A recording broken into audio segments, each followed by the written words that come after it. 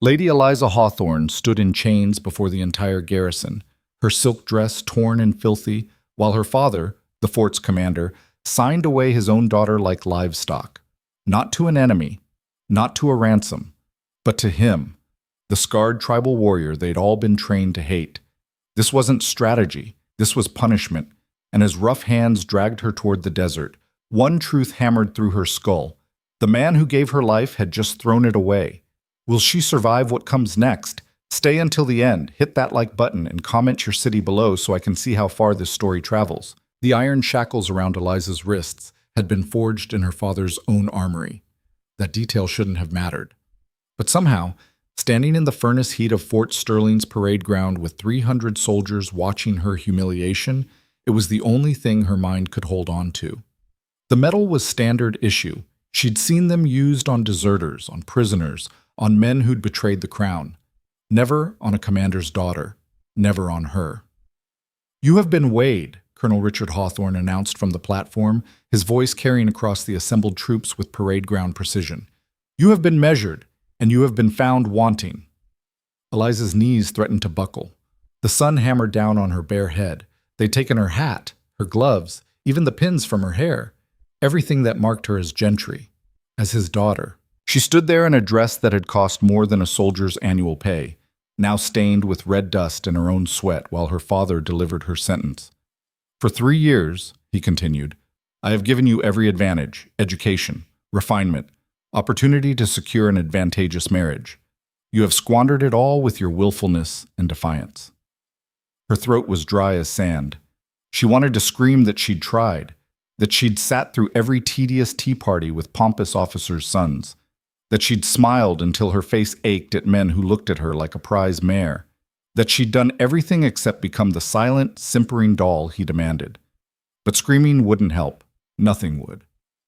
"Therefore," her father said, and something in his tone made her stomach drop, "I am exercising my rights as both your father and commander of this garrison. You are hereby remanded into the custody of Kael of the Wind People, as settlement of territorial disputes and in recognition of—" "You can't!" The words escaped before she could stop them. The silence that followed was absolute. Colonel Hawthorne's face darkened. "What did you say?" "You can't just—" Eliza's voice cracked. She hated how it sounded, desperate, pleading. "I'm your daughter. You were my daughter." Each word landed like a fist. "Now you are simply another asset of the crown, deployed where I see fit." Someone in the ranks coughed. A horse stamped nervously. The wind picked up dust devils in the corners of the parade ground, but no one moved. "Bring him forward," her father ordered. The crowd parted. Eliza had seen Kael twice before. Once at a distance during a trade negotiation, when she'd peered through her father's office window and caught a glimpse of the man who made seasoned soldiers nervous. Once in the fort's chapel, though what he'd been doing there, she'd never learned. Both times, she'd felt the same instinctive recoil she'd been trained to feel. The Wind People were savages, barbarians, less than human. That's what every officer at Fort Sterling believed, what the chaplain preached, what the Crown's official policy maintained. But the man walking toward her now didn't look like a savage. He was tall, taller than her father, broader in the shoulders but leaner in build. His skin was dark from sun and heritage both, marked with scars that told stories she couldn't read.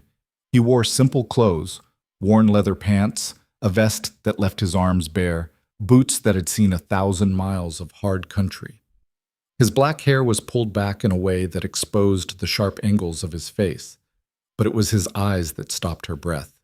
They were dark, unreadable, and fixed on her with an intensity that made her feel stripped bare. "The woman," Colonel Hawthorne said flatly, as agreed. Kael's gaze didn't leave Eliza. When he finally spoke, his voice was lower than she'd expected, quieter.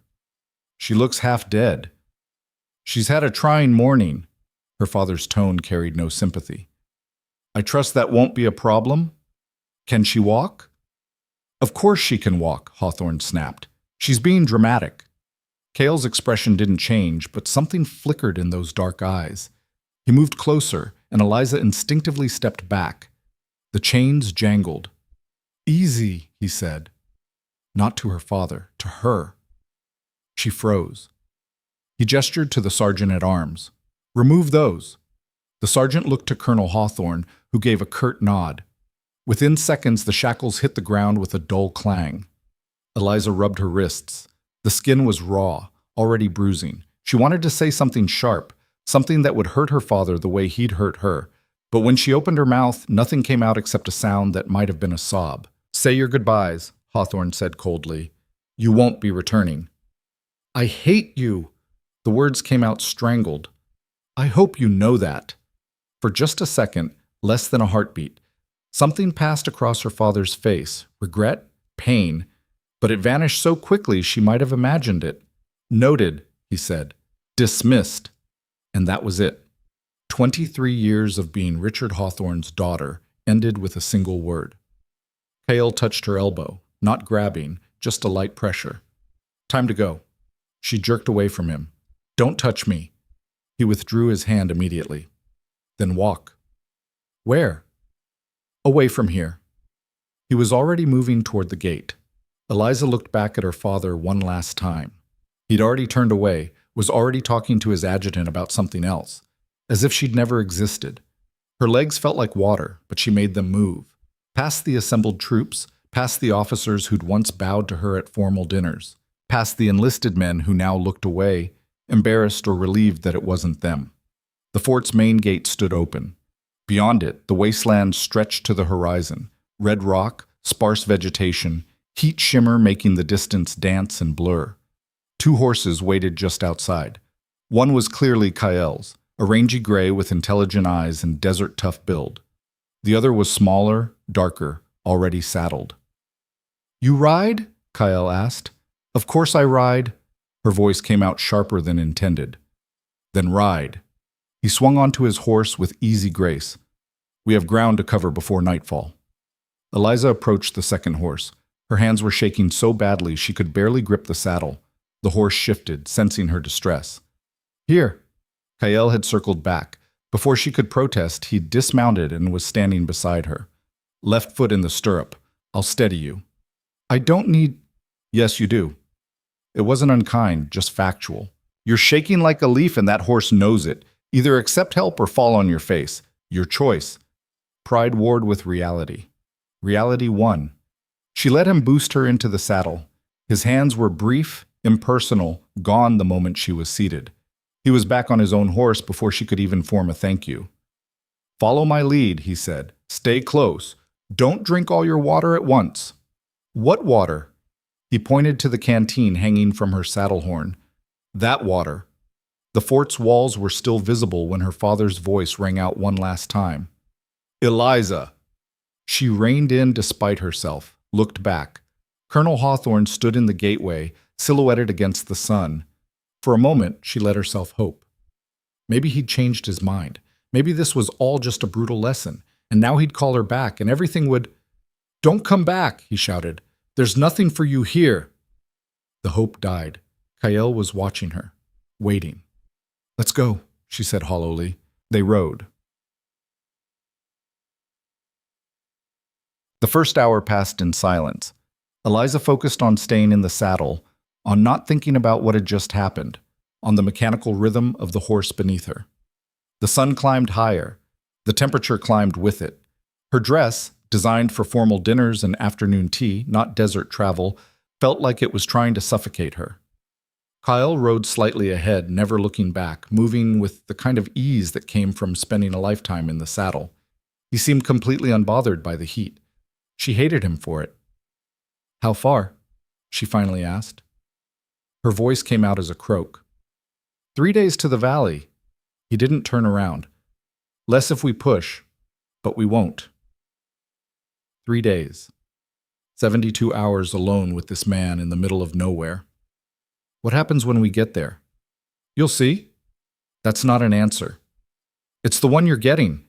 Fury sparked through her exhaustion. "I have a right to know what you're planning to do with me." That made him rein in. His horse stopped and hers followed suit. He turned to look at her fully, and there was something in his expression that wasn't quite amusement but wasn't far off. "You think I'm planning something? Why else would you agree to this?" Your father offered to stop his patrols from accidentally crossing into our territory if I took you off his hands. Cale's tone was matter of fact. Seemed like a fair trade? I'm not a trade good. Tell that to your father. The truth of it hit her like a slap. She looked away, blinking hard against the sting in her eyes. We need to water the horses, Kyle said after a moment. There's a spring about a mile east. Can you make it? I'm fine.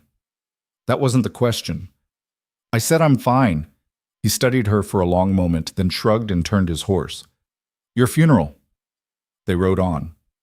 The mile felt like 10. The sun beat down mercilessly. Eliza's vision started to blur at the edges. Her mouth tasted like copper and dust. The horse beneath her seemed to be moving through molasses. When Kyle finally stopped beside a rocky outcrop where water trickled from between stones into a small pool, she nearly fell getting out of the saddle. Easy. He was there, steadying her. When's the last time you ate? She tried to remember. Yesterday? The day before? Thought so. He guided her to a flat rock in the shade. Sit. Don't argue. She sat because her legs wouldn't hold her anymore. Kyle moved with efficient purpose, watering both horses, then filling the canteens.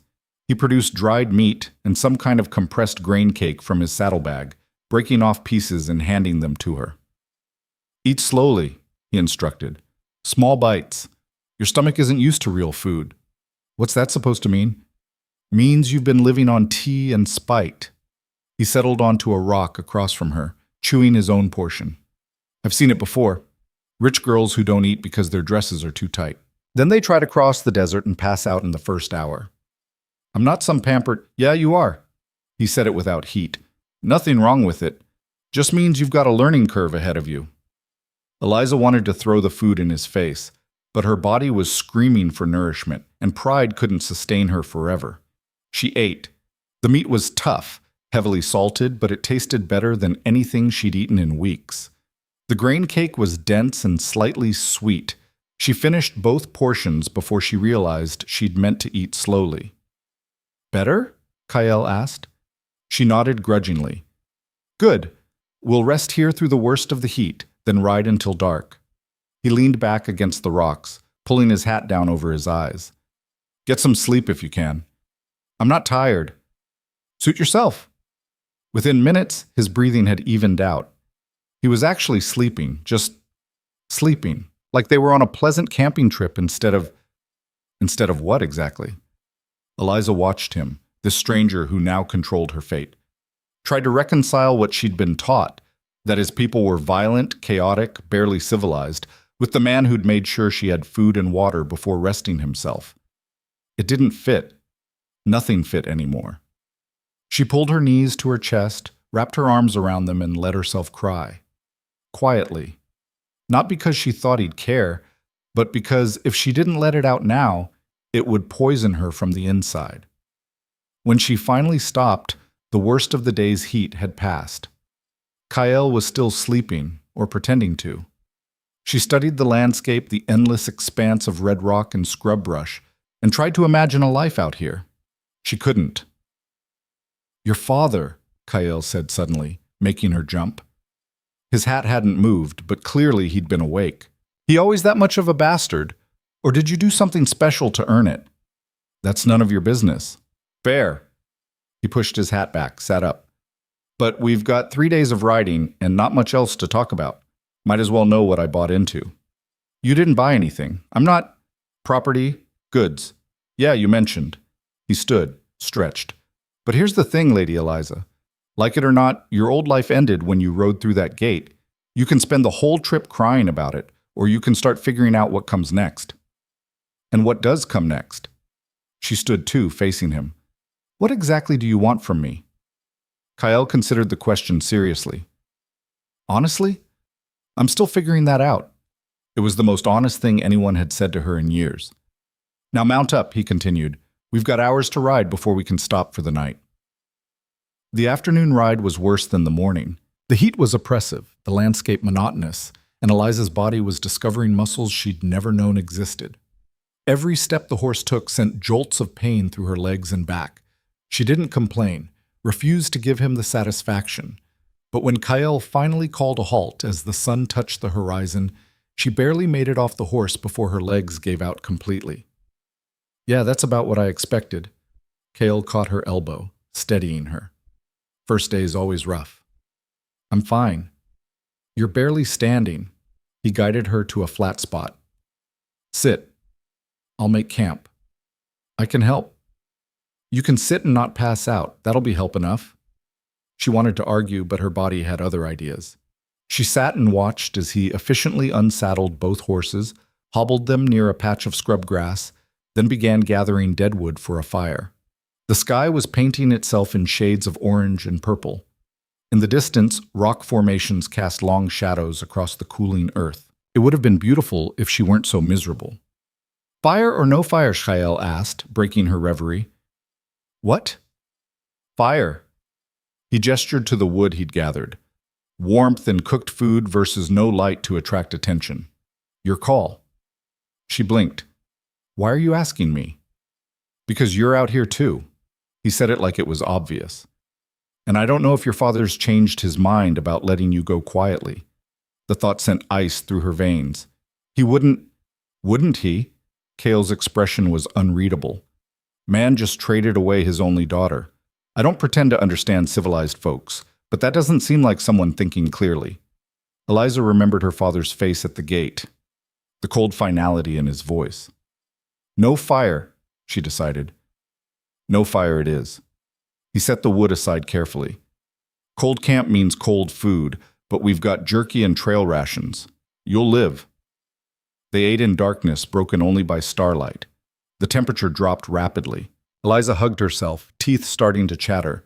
Without a word, Kyle pulled a thick blanket from his pack and tossed it to her. I don't need... Take it or freeze. Those are your options. He was already rolling himself in his own blanket. And before you get any ideas, I'm sleeping over here. You're sleeping over there. Scream if something tries to eat you. Something tries to... what? Coyotes. Snakes. Possibly a mountain cat if we're unlucky. He settled onto the hard ground like it was a feather bed. But probably nothing. Sleep well, Lady Eliza. She stared into the darkness, clutching the blanket around her shoulders, and wondered if she'd made a terrible mistake by choosing no fire. But exhaustion was a heavier blanket than wool. Despite her fear, despite the cold, despite everything, she drifted off with the stars wheeling overhead. She woke to Kyle's hand over her mouth. Her eyes flew open. He was crouched beside her in the pre-dawn darkness, one finger to his lips. His other hand pointed south, riders, at least 4, maybe more, still distant but heading their way. Your father's men? He breathed, barely audible. She nodded. Can you ride hard? Another nod. He pulled his hand away. Then move. Quietly. They had the horses saddled in minutes, working in tense silence. The riders were getting closer. She could hear hoofbeats now, voices calling to each other. They're searching in a grid pattern, Kyle muttered. Professional. Organized. That's how my father trains them. Fantastic. He swung into his saddle. When I say ride, you ride. Don't look back. Don't stop. Just follow me. Where? Ride! They exploded into motion. The horses, sensing urgency, stretched into a full gallop across the scrubland. Behind them, shouts erupted. The pursuit began. Eliza's heart hammered against her ribs. She'd ridden before, sedate trails around the fort, controlled gallops in the practice yard. Nothing like this. Nothing where her life depended on staying in the saddle. Kale led them through a maze of rock formations, taking turns that seemed random but must have had some logic she couldn't see. The shouting behind them grew louder, then faded, then surged again. They were being herded. She realized it suddenly. Kyle was moving away from the pursuit, but the soldiers were cutting off escape routes, forcing them in a specific direction. They're boxing us in, she yelled. I know. He veered sharply left, threading between 2 massive boulders. Hold on! The ground dropped away. Eliza's scream caught in her throat as her horse plunged down a steep slope, loose rocks sliding beneath its hooves. She clung to the saddle, certain she was about to die, as they skidded and scrambled down what was more cliff than path. They hit the bottom hard. Her horse stumbled, but recovered. Kale was already moving, racing toward what looked like a crack in the canyon wall. "In here!" The opening was barely wide enough for a horse. They squeezed through into darkness, into a narrow passage that twisted and turned. Above them, she heard the soldiers reach the canyon rim. They went down! After them. But the slope was treacherous, in full daylight, with ropes and care maybe. In the dim pre-dawn light, at speed, the soldiers pulled up short. "Colonel's going to have our heads," someone said. "Colonel can't have our heads if we're dead at the bottom of a canyon," another replied. "Mark the position. We'll report back, get more men, come at them from another direction." The voices faded as the soldiers retreated. Kale kept moving through the passage until it opened into a hidden canyon, a green space carved into the red rock, with a spring bubbling from the canyon wall and actual trees providing shade. "We'll wait here until they give up the search," he said, dismounting. "Could be hours. Could be days." Eliza slid from her horse, her legs shaking. "They won't give up. Your father doesn't get to dictate terms out here." Kyle was checking his horse for injuries. "This is Wind People territory. He knows that. His men know that. They'll search for a while to save face, then they'll go home." "You don't know him." "Maybe not." He turned to face her. "But I know men, and I know that keeping you was causing him some kind of pain. Men like that, they don't reverse course easily. He'll tell himself he made the hard choice, the necessary choice. Then he'll move on." The words should have hurt. Instead, they just felt true. Eliza sank onto a rock near the spring, suddenly exhausted beyond measure. What happens now? "Now we wait." Kyle began unsaddling the horses. "Might as well get comfortable." "And if they find us?" He paused, meeting her eyes. "Then we'll deal with it, together." She wanted to ask what that meant, whether he'd fight her father's men, whether he'd hand her over to avoid bloodshed, whether she even mattered enough to him to risk anything. But the question stuck in her throat. Instead, she watched him work, this stranger who'd shown her more kindness in a day than her father had shown her in years, and tried to understand what kind of man he really was. The answer, she suspected, would determine whether she survived the next 3 days, or the rest of her life. They stayed in the hidden canyon for 2 days. Eliza spent most of the first day sleeping, not the restful kind, but the heavy, dreamless collapse of complete exhaustion. When she finally woke properly, the sun was already setting, and Kyle had somehow procured fish from the spring. "You hunt fish with your bare hands?" she asked, watching him gut them with quick, practiced movements. "Sometimes." He didn't look up from his work. "Usually I use a spear, but we traveled light." She sat by the fire he'd finally allowed himself to build, deep in the canyon where the smoke would disperse before reaching the rim. Her body ached in places she hadn't known could ache. Her hands were blistered from gripping the reins during their escape. Her face felt tight from sun exposure. "How long until they stop looking?" "They already have." Kyle arranged the fish on flat rocks near the flames. "Checked the rim this morning. No tracks, no signs of patrol. Your father made his point. Now he's done." The finality of it settled over her like a shroud. No rescue coming, no last-minute change of heart. She really was on her own. "You keep doing that," Kale observed. "Doing what?" "Getting that look. Like you're waiting for something to happen that's going to fix everything." He turned the fish. "It's not coming." "I know that." "Do you?" He met her eyes across the fire. "Because every time reality hits, you look surprised all over again." She wanted to snap at him, but he wasn't wrong. Part of her kept expecting to wake up in her room at the fort, to discover this had all been some elaborate nightmare or punishment that would end once she'd learned whatever lesson her father intended. "What was it?" Kale asked suddenly. "What did you do that was so terrible he'd throw you away?" Eliza stared into the flames. "I refused to marry Lieutenant Garrison." "That's it?" That was enough. The bitterness in her voice surprised even her. "My father had arranged everything. The announcement, the wedding date, even the guest list. Never asked me what I wanted, just informed me I'd be marrying Marcus Garrison in 3 months." "And you said no." "I said no." She picked at a loose thread on her ruined dress. "Marcus he's not cruel.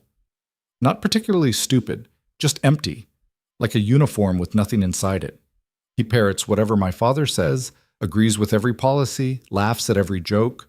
The thought of spending my life with him made me want to walk into the desert and never come back. Kale made a non-committal sound. So I refused. Publicly. At the engagement party. The memory still burned. Stood up in front of everyone and said I wouldn't marry a man who couldn't have a single original thought. My father's face went purple. He dragged me out of the ballroom, locked me in my quarters for a week. And when that didn't change your mind? He tried threats, then bribes, then threats again. She wrapped her arms around herself. Finally, he said he was done wasting resources on an ungrateful child, that if I couldn't fulfill my duties to the family, he'd find another use for me. Territorial peace treaty. Territorial peace treaty, she confirmed hollowly. 2 problems solved at once. Gets rid of his disappointing daughter and secures your people's cooperation with his border patrols. Kale tested the fish with his knife, apparently satisfied with the result. He used a piece of bark to transfer one to a flat stone, which he passed to her. Careful, it's hot. The fish was perfectly cooked, flaky, moist, seasoned with something she didn't recognize but tasted faintly of herbs. She ate slowly, savoring each bite, while Kale worked on his own portion. Your father's an idiot, he said finally. She nearly choked. What? Trading away a daughter who has enough spine to refuse a marriage she doesn't want? He shook his head. That's someone worth keeping. Someone who'd actually say what they think, instead of just telling you what you want to hear. It was possibly the nicest thing anyone had said to her in years. She didn't know what to do with it. Maybe that's why he wanted me gone, she said quietly. Because I wouldn't just echo him back to himself. Maybe. Kale finished his fish, wiped his hands on his pants. Or maybe he's just too much of a coward to admit he raised someone stronger than him. They sat in silence after that, watching the fire burn down to coals. Somewhere in the darkness, a nightbird called. The spring burbled softly against the rocks. Tomorrow we ride for the valley, Kyle said eventually. 1 more day, maybe a day and a half. Terrain gets rougher, so it'll be slower going. And when we get there, he was quiet for a long moment. I honestly don't know what happens then. My people agreed to this arrangement because your father was becoming a problem, but nobody really discussed what we'd do with you once you arrived. So I'm just, what? A curiosity? A burden? You're a person who didn't ask to be here. He stood, began banking the fire. We'll figure it out. That's all any of us can do. It wasn't reassuring exactly, but it was honest. And honesty, Eliza was learning, was worth more than pretty lies. She slept better that night, curled in Kael's extra blanket with the fire's warmth at her back. When she woke before dawn, he was already moving around camp, preparing to leave. We should make good time today, he said when he noticed she was awake. Weather's holding and the horses are rested. How far to the valley? 30, maybe 35 miles. He finished cinching his saddle. We'll stop once at midday to water, then push through to arrive before dark. Eliza's body protested the very idea of getting back on a horse, but she forced herself up, forced herself to help break camp, forced herself into the saddle when it was time to ride. The pain was extraordinary for the first hour. Then something shifted. Either her body adapted or she just ran out of capacity to notice it. She focused on following Kael through the increasingly rugged landscape, on not falling behind, on proving she could handle this. The terrain changed as they rode. The flat scrubland gave way to rolling hills, then to proper mountains. Pine trees appeared, sparse at first, then thick enough to provide real shade. The air grew cooler, crisper. This doesn't look like desert, Eliza said during their midday stop. Because it's not. Kael refilled their canteens from a stream that cut through the rocks. The valley sits in a rain shadow between 2 mountain ranges, gets enough water to actually support life. Why doesn't the crown claim it? They tried. Something dark crossed his face. 20 years ago, they sent soldiers to establish a garrison. My father sent them back in pieces. The casual way he said it made her stomach twist. You think that's barbaric, Kael observed. I think it's violent. Yeah, it was. He didn't seem bothered by the admission. But you know what stopped? 20 years of your people trying to take land that wasn't theirs. Sometimes violence is the only language invaders understand. Eliza wanted to argue, to defend the Crown's expansion policies, but she'd grown up in that fort, had seen how officers talked about the indigenous peoples, like obstacles to be removed, resources to be managed, never like people. Your father was a warrior? She asked instead. Chief, which means warrior when it matters. Cale's expression softened slightly. He died 3 winters ago. Hunting accident. I'm sorry. Don't be. He lived well, died quick, that's all any of us can ask for. He stood, offering her a hand up. Come on, Valley's waiting. The final stretch of riding tested every bit of endurance she'd built up. The path, barely visible, clearly unmarked to outsiders, wound up steep switchbacks, across rocky ridges, through dense forest where branches grabbed at her dress and hair. Just when she thought she couldn't go another mile, they crested a rise and the valley opened before them. Eliza's breath caught. It was beautiful. Not in the manicured, controlled way of the fort's gardens, but wildly, impossibly beautiful. A river cut through the center, flanked by fields that were clearly cultivated. Structures dotted the landscape, not the canvas tents she'd expected, but actual buildings made of stone and wood. Smoke rose from cooking fires. She could hear voices, laughter, the sound of children playing. This is where you live? The words came out barely above a whisper. This is home. Kyle said it simply, but there was unmistakable pride in his voice. Welcome to the Wind Valley. They descended into chaos. People emerged from buildings and fields as they approached, calling greetings to Kyle in a language Eliza didn't understand. Children ran alongside their horses, pointing and chattering. Dogs barked. Someone shouted what sounded like a joke, and Kyle laughed, actually laughed, a sound she hadn't heard from him before. Then they saw her. The mood shifted immediately. Conversation stopped mid-sentence. Mothers pulled children closer.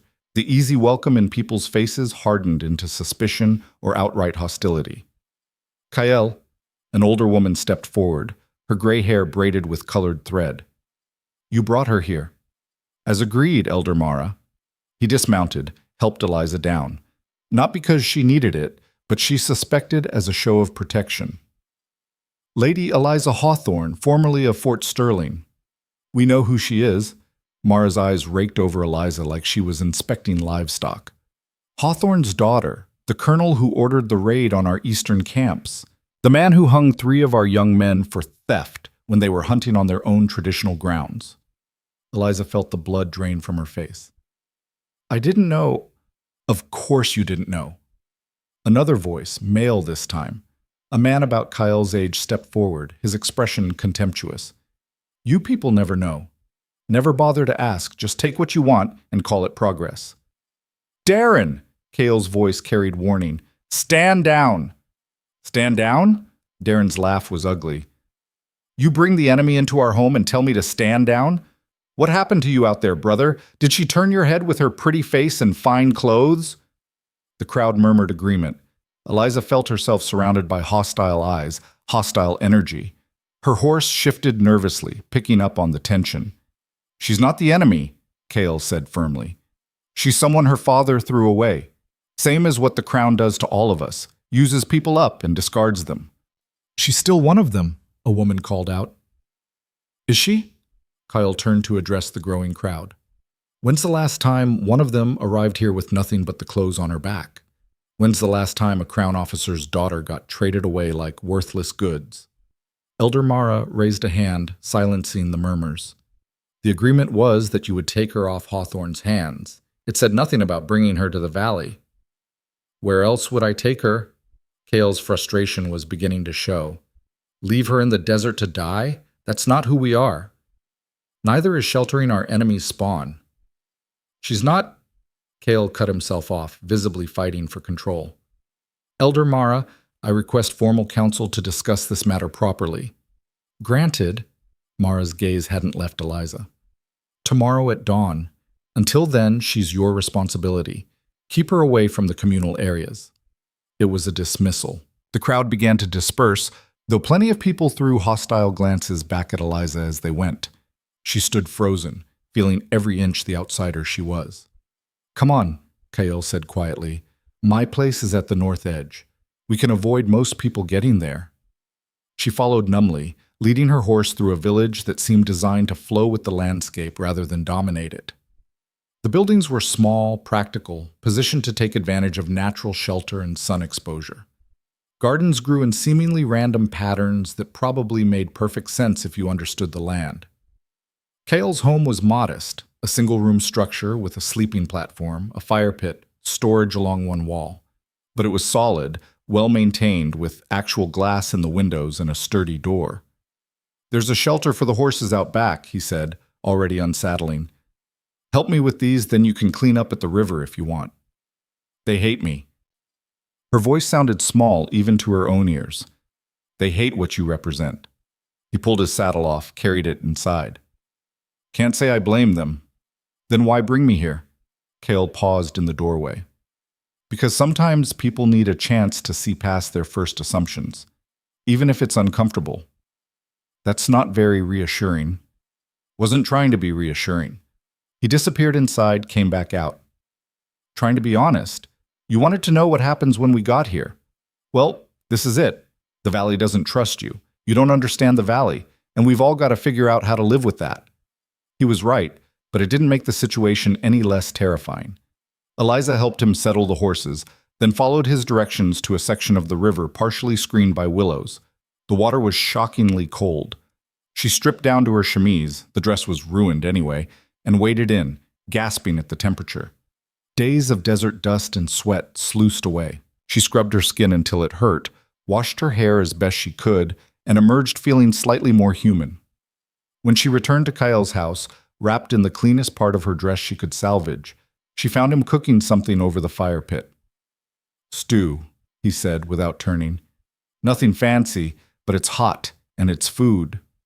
She sat on the floor near the fire, watching him work. His movements were efficient, comfortable. This was clearly a space he knew well. "How long have you lived here?" she asked. "This house? 5 years. Built it myself after my father died, and I took his seat on the council." He stirred the pot. "Before that, I lived in the communal lodge. Most young warriors do." "You're on the council?" "You seem surprised." "I just—" She fumbled for words. "I didn't realize you were important." He snorted. "I'm not important. I'm just responsible. There's a difference." The stew was ready. He ladled it into 2 wooden bowls, handed her one with a carved spoon. It was simple. Meat, root vegetables, something grain-like she didn't recognize, but rich and filling. They ate in silence until Eliza couldn't stand the questions anymore. "Tomorrow's council meeting. What will they decide?" "Honestly, could go either way." Kael set down his empty bowl. "Best case, they let you stay under restrictions. Worst case, they send you back to the desert with supplies and directions to the nearest neutral settlement. And if I can't make it to a settlement? Then you'd better hope you're a fast learner." The casual brutality of it stole her breath. "You'd really just abandon me out there?" "I wouldn't." His voice was firm. "But I'm 1 vote on a council of 7. If they decide you're too much of a risk, I can argue until I'm blue and it won't change anything.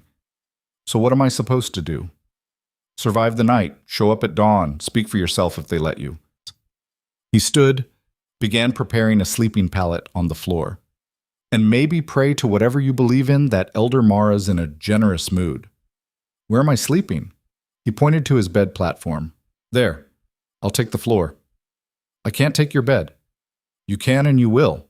He didn't look up from arranging blankets. "You're already half dead from 3 days of travel. I'm used to rough sleeping. Don't argue." She wanted to argue anyway, on principle, but her body was screaming for rest, and the platform looked impossibly inviting. "Thank you," she said quietly. "Don't thank me yet. You might still end up hating me by morning."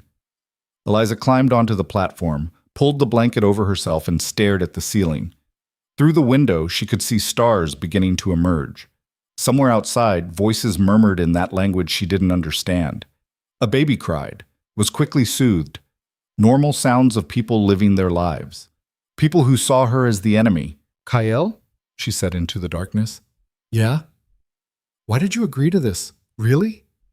He was quiet for so long she thought he wouldn't answer. Then, "Your father made a reasonable offer for something I wanted. Seemed stupid to refuse." "That's not an answer." "It's the one I've got." But there was something in his tone that suggested he was asking himself the same question. "Get some sleep, Eliza. Tomorrow's going to be rough." She closed her eyes, but sleep didn't come easily. Every small sound outside made her tense. What if someone decided not to wait for the council's decision? What if they came in the night to solve the problem more permanently? But exhaustion eventually won. She drifted off to the sound of Kael's steady breathing and the distant murmur of the river. Dawn came too quickly. Eliza woke to find Kael already up, dressed in formal clothing she hadn't seen before, leather worked with intricate beading, his hair braided in a specific pattern, a knife sheathed at his belt that looked more ceremonial than practical. "Council clothing," he explained when he caught her looking. "Shows respect for the proceeding." "What should I wear?" He glanced at her ruined dress, mouth twisting. "What you have, I guess. It's not like we've got spare gowns lying around." She did her best to make herself presentable, but there was only so much that could be done. The dress was torn, stained, and never designed for the abuse it had endured. Her hair was a tangle despite yesterday's washing. She looked like exactly what she was, someone who'd lost everything. "You ready?" Kael asked. "No." "Yes." The council met in a round building at the valley's center, its roof open to the sky. The 7 council members sat in a circle on raised platforms. 3 men, 4 women, ranging from Elder Mara's advanced years to someone who looked barely older than Eliza herself. Kael took his seat among them. Eliza was directed to stand in the center. The villagers packed in around the edges. Every face was hard, unwelcoming. She felt like an animal on display. Elder Mara spoke first, her voice carrying easily in the circular space.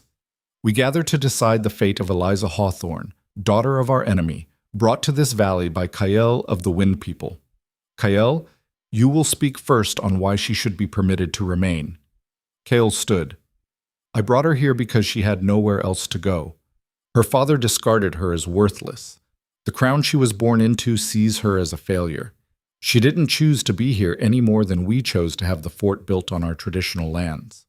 "She is still Hawthorne's blood," another council member said, a woman with a scar running down her face. "How do we know this isn't some elaborate scheme? That she won't report everything she sees back to her father?" "To what end?" Kael challenged. "The man publicly disowned her. He's not going to welcome her back with open arms." People reconcile. This from Darren, who stood among the crowd. Families forgive. How long before she decides she misses her soft life and buys her way back with information about our valley? Murmurs of agreement rippled through the assembled people. Elder Mara raised a hand for silence. "Eliza Hawthorne, you will speak for yourself. Why should we allow you to remain among us?" Every eye fixed on her. Eliza's throat went dry. She'd spoken at formal dinners, managed social situations with ease. But this was different. These people had every reason to hate her, and nothing she said would change the blood in her vein. "I can't give you a reason," she said finally. The truth was all she had left. "I don't know your ways. I don't speak your language. Everything I was taught about your people was designed to make me fear and hate you. I have no skills that would be useful here, no value to offer." The hostile muttering grew louder. "But," she continued, raising her voice, "I'm also not my father. I didn't choose the name I was born with any more than you chose to have soldiers hunting on your lands. And I've learned more about real strength in 3 days with Kael than I did in 23 years at Fort Sterling." "Pretty words," the scarred woman said coldly, "but words are cheap." "I know."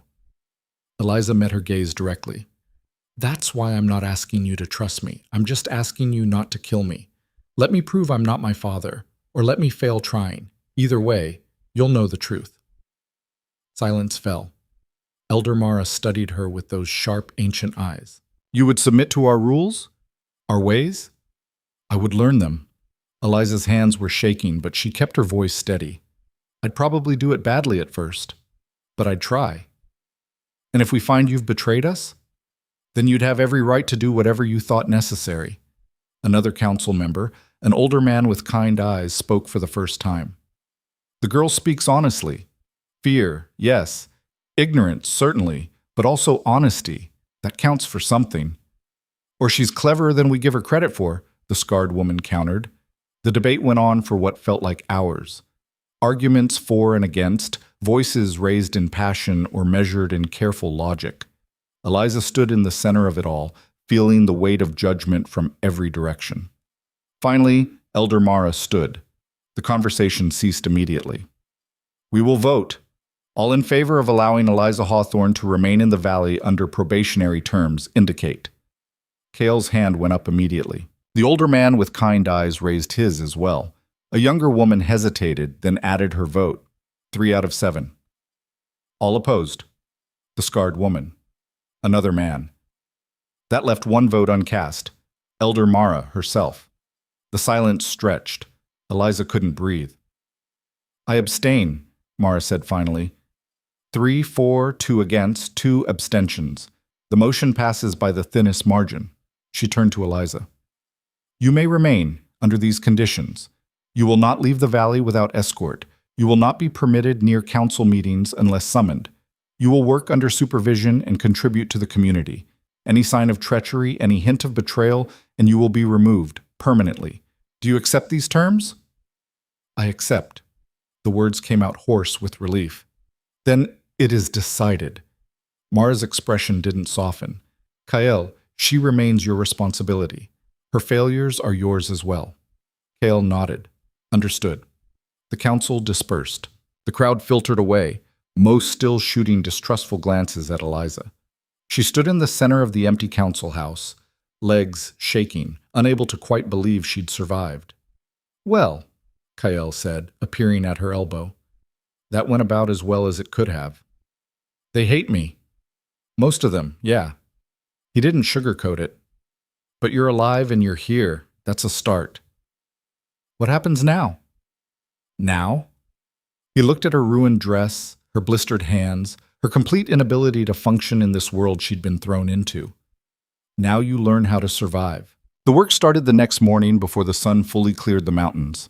Kael woke her with a wooden bowl of something that looked like porridge but tasted vaguely of nuts and honey. Eat fast. We're expected at the fields by first light. Eliza's entire body screamed in protest as she sat up. Muscles she'd discovered on the journey had now calcified into solid masses of pain. I can barely move. Then move slowly, but move. He was already dressed, pulling on worn work boots. They're watching to see if you'll quit on the first day. Don't give them the satisfaction. She forced herself vertical through sheer stubbornness. The borrowed clothing he'd found for her, rough woven pants and a simple tunic that some woman had grudgingly provided, felt strange against her skin. No corset, no petticoats, just fabric that allowed actual movement. The fields stretched along the river's edge, rich soil that had been carefully cultivated over generations. A dozen people were already working when they arrived, and the conversation stopped the moment Eliza appeared. She's here to help with the harvest, Kael announced to no one in particular. A middle-aged man with sun-darkened skin looked up from where he was loading a cart. She ever worked a field before? No. Great. The sarcasm was thick. Another useless mouth to feed. Then teach her to be useful, Tomas. Kael's voice carried an edge. Or are you saying you can't train someone willing to learn? It was a neat trap. Tomas's jaw tightened. Fine. Girl, you're with me. Try not to break anything.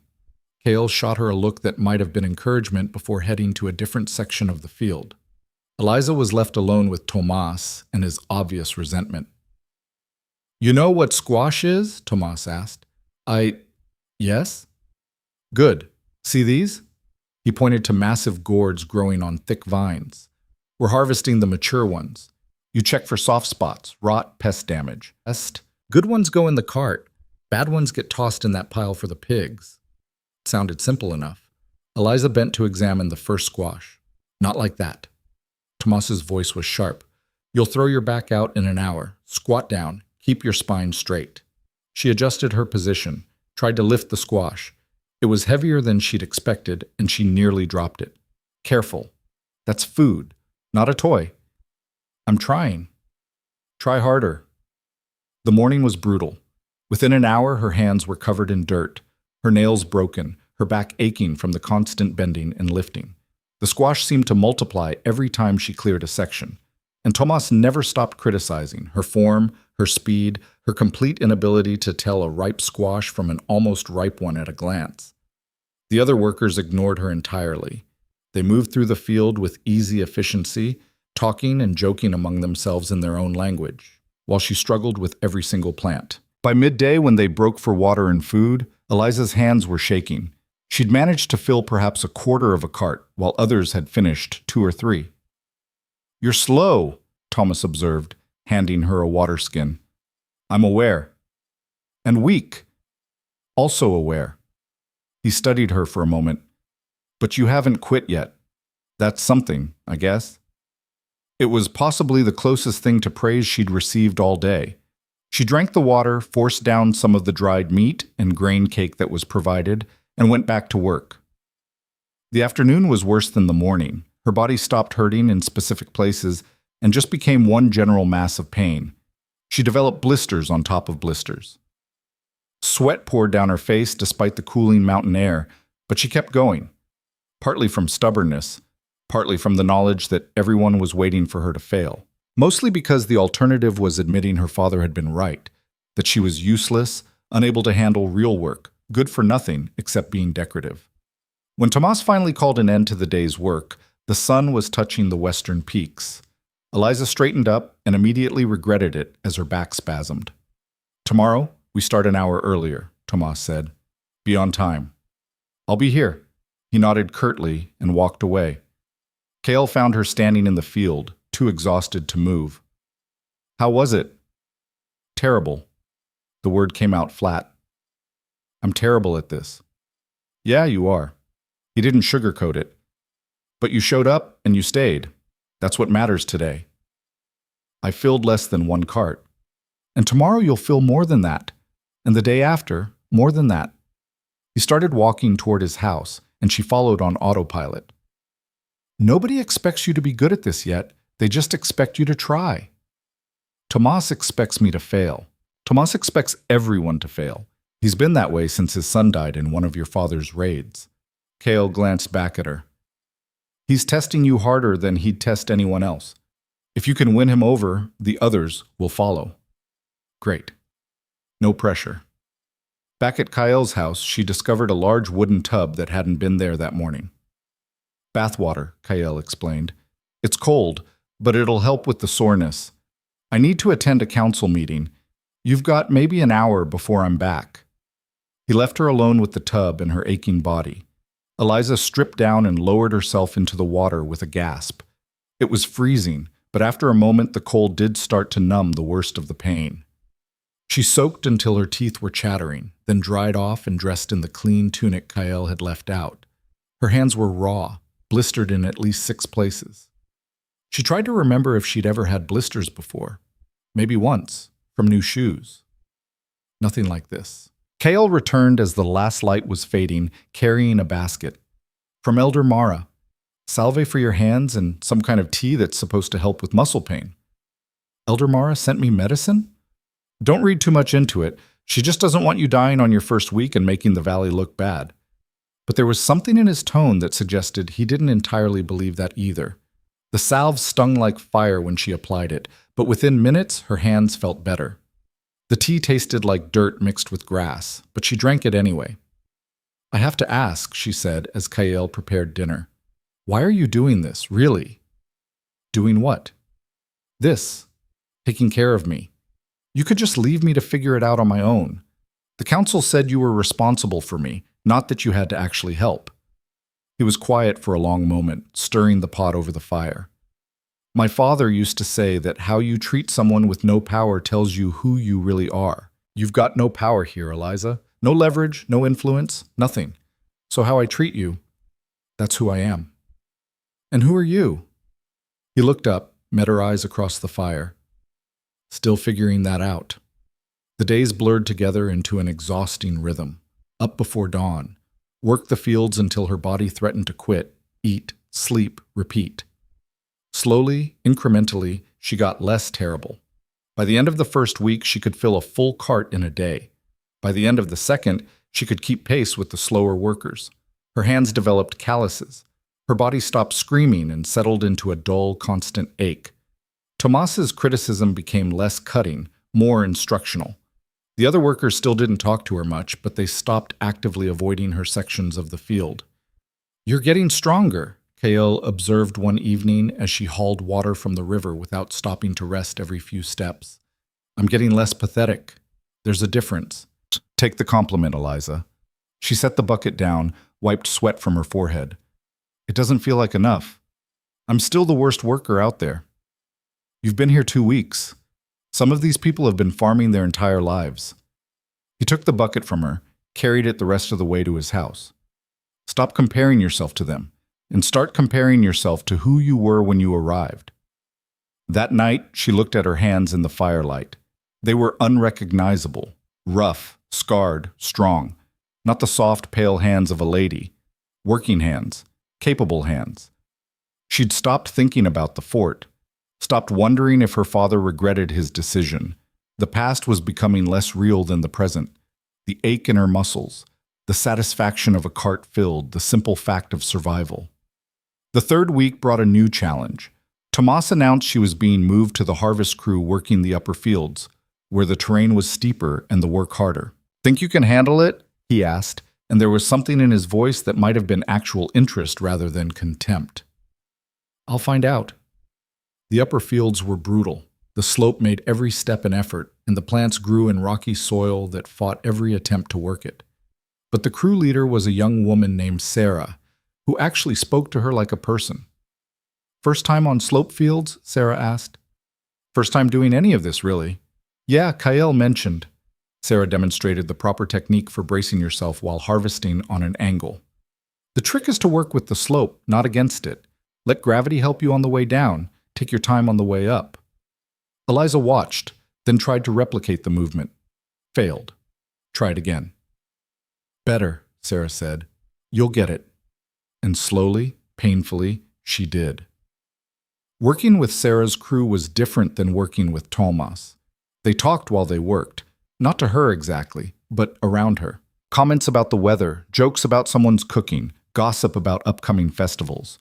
Gradually, Eliza began to understand the rhythms of their conversation, even when she couldn't understand all the words. One afternoon, Sarah asked her directly, "Why'd your father really give you up?" The other workers went quiet, pretending not to listen. "I wouldn't marry who he wanted me to marry," Eliza said. "No point in lying. So he decided I was worthless." "That's it? You said no to one thing?" "In his world, daughters don't say no." Sarah made a disgusted sound. "Your people are insane." "Yeah," Eliza agreed. "They really are." Something shifted after that. The questions came more frequently. What was the fort like? Did she really eat food prepared by servants? Had she ever actually done anything before arriving here? She answered honestly, even when the truth made her sound ridiculous. Yes, she'd had servants. No, she'd never cooked her own food. Yes, she'd spent most of her time learning completely useless skills like embroidery and formal dance. They found it hilarious. But there was something almost friendly in their laughter now. A month into her time in the valley, Elder Mara summoned her. Eliza approached the elder's house with significant trepidation. The structure was larger than most, positioned to overlook the entire valley. Mara was outside, grinding something in a stone mortar. "Sit," the old woman commanded. Eliza sat on a nearby bench. Mara continued working in silence for several minutes. Then, "Tomas says you're learning." "I'm trying." "Sarah says you're honest, even when it makes you look bad." Eliza didn't know what to say to that. "Kael says you haven't complained. Not once. Not about the work, the food, the accommodations, the fact that most of this valley wishes you'd disappear." Mara finally looked up. "Is that true? What would be the point of complaining? Most people in your position would do nothing but complain." "Most people in my position would be dead." Eliza met the elder's eyes. "I know what I am here. I know what most people think of me. Complaining won't change that." Mara's expression was unreadable. "You're not what I expected." "What did you expect?" "Someone weaker, someone who'd break." The old woman returned to her grinding. Your father's daughter should have shattered by now, but you're still here, still working. That interests me. Why? Because it means maybe you're not your father's daughter after all. Mara scooped the ground powder into a small pouch. This is for muscle pain, more effective than the tea. Use it sparingly. Eliza accepted the pouch, surprised. Thank you. Don't thank me yet. Winter's coming. That's when we'll see what you're really made of. It was dismissal and warning both. Eliza left, clutching the small pouch, and wondered what winter in the valley would demand of her. That night she asked Kael about it. Winter here isn't like winter at the fort, he said carefully. We get snowed in, sometimes for weeks at a time. Everything slows down. Food gets scarce if the harvest wasn't good. People get on each other's nerves. And you're worried about how they'll treat me when we're all trapped together. I'm worried you'll be a convenient target when people are cold and hungry and looking for someone to blame. What do I do about that? He looked at her across the fire, his expression serious. Make yourself indispensable. Learn skills they can't afford to lose. Become valuable enough that turning on you would cost them something. I don't have any valuable skills. Then you'd better develop some. The next day after field work, Eliza approached Sarah. Can you teach me your language? Sarah blinked. Why? Because I'm tired of not understanding half of what people say. And because if I'm going to live here, I should speak like I live here. It's not easy. Our language doesn't work like yours. I don't need easy. I need effective. Sarah studied her for a moment, then shrugged. Fine. But I'm not going easy on you. You mess up. I'll tell you. I'd expect nothing less. Learning the language was harder than any physical work she'd done. The sounds felt wrong in her mouth. The grammar made no sense. She mixed up words constantly, creating sentences that made Sarah laugh until she couldn't breathe. But slowly, painfully, words began to stick. Simple phrases, greetings, commands. She practiced while she worked, muttering to herself, until the other workers started correcting her pronunciation. 2 months in, she could follow basic conversations. 3 months in, she could participate in them, albeit clumsily. Your accent is terrible, Sarah told her one day. I know. But you're trying. That counts for something. The first snow came in late autumn, dusting the peaks white. Kael looked at it with concern. Early, he muttered. That's not good. Why not? Early snow usually means a hard winter. We need to prepare. Preparation meant different work. Preserving food, reinforcing structures, gathering firewood. Eliza threw herself into it with the same determination she'd brought to field work. She learned to smoke meat from an older woman who'd lost her husband to the crown's soldiers. The woman didn't speak to her beyond instructions, but she didn't chase her away either. She learned to preserve vegetables in salt brine from Tomas, who grumbled the entire time, but made sure she understood each step. She learned to identify which wood burned best, how to stack it properly, how to judge if they had enough for the coming months. And through it all, she felt herself changing. Not just physically, though her body was unrecognizable from the soft, pampered thing it had been, but fundamentally. The woman who'd stood in chains at Fort Sterling felt like a stranger, someone weak, someone who'd never really lived. One evening, as the valley settled into twilight, Kael found her stacking firewood behind his house.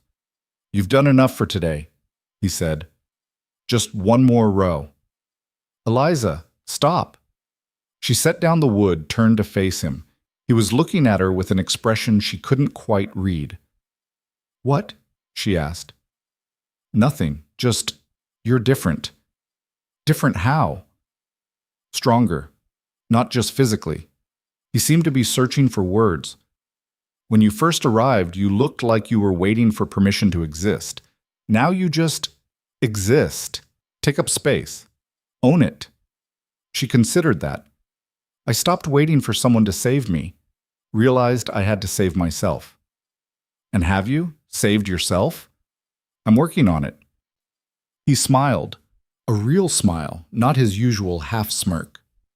Yeah, you are. The moment stretched between them, heavy with something unspoken. Then Kael cleared his throat, looked away. I should start dinner. I can help. You always help. They worked side by side in comfortable silence, and Eliza realized this had become normal. This house, this man, this life. She wasn't sure when it had happened, but somewhere along the way she'd stopped thinking of the valley as a prison and started thinking of it as home. That night, unable to sleep, she lay in the darkness and let herself think about what that meant. She'd spent her whole life in the fort, surrounded by luxury and emptiness, servants who obeyed but didn't care, officers who courted her title but not her person, a father who saw her as a chess piece in his political games.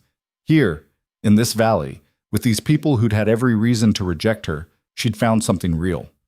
Hard, yes. Uncomfortable, absolutely. But real in a way nothing at the fort had ever been. The work mattered because if she didn't do it, people would go hungry. The relationships mattered because they were earned, not inherited. Even the hostility mattered because it was honest. "Kael?" she said into the darkness. "Yeah?" His voice came from the floor, alert despite the late hour. "Thank you." "For what?" "For not letting me quit. That first day when I could barely move, you could have just sent me back to Tomas and let me fail, but you didn't. You wouldn't have let yourself quit anyway. I don't know, maybe I would have, but you didn't give me the option, and I'm grateful for that." Silence. Then, "You're welcome." She drifted off to his steady breathing, feeling safer than she'd ever felt in her carefully guarded room at the fort. The next morning brought the first real test of what she'd learned. A group of traders arrived from a neighboring valley, bringing goods to exchange before the heavy snows made travel impossible. The entire community gathered for the trading, and Eliza found herself swept up in the activity. She was helping move crates of preserved food when she heard someone speaking the Crown's language with a heavy accent. "And you're certain the fort is weakened?" the trader asked someone she couldn't see. 3 companies rotated out last month, haven't been replaced yet. The responding voice made her freeze. She knew it. One of her father's officers. "If you were planning any expansion of territory, now would be the time." Her blood went cold. This was espionage, intelligence gathering. And if her father's men were here, offering information about fort defenses. She looked around for Kael, spotted him across the trading area in deep conversation with Elder Mara. No time to get to him. No time to do anything except what her gut screamed at her to do. Eliza set down the crate and walked toward the voices. The officer, Lieutenant Morrison, she recognized him now, was speaking with a trader while other valley residents moved around them, oblivious to the conversation happening in a language most of them didn't speak. "Lieutenant Morrison," she said clearly. He turned and the blood drained from his face. "Lady Eliza." The title felt like something from another lifetime. "I didn't realize the fort was trading with the valleys now. I'm not here officially." He recovered quickly, his expression shifting to concern. "My dear lady, are you well? There were rumors that your father had traded me away?" "Yes, that happened." She kept her voice light, conversational. "I live here now. Work the fields, actually. It's quite enlightening." Morrison glanced at the trader, clearly unsure how to proceed. "I couldn't help overhearing," Eliza continued, "that you were discussing fort defenses. How interesting. I wonder what my father would think of his officers selling intelligence to potential enemies." "I wasn't... You misunderstood." "Did I?" She stepped closer, lowering her voice. "Because it sounded very much like you were suggesting this valley attack the fort while it's undermanned, which would be treason, wouldn't it? Aiding the enemy?"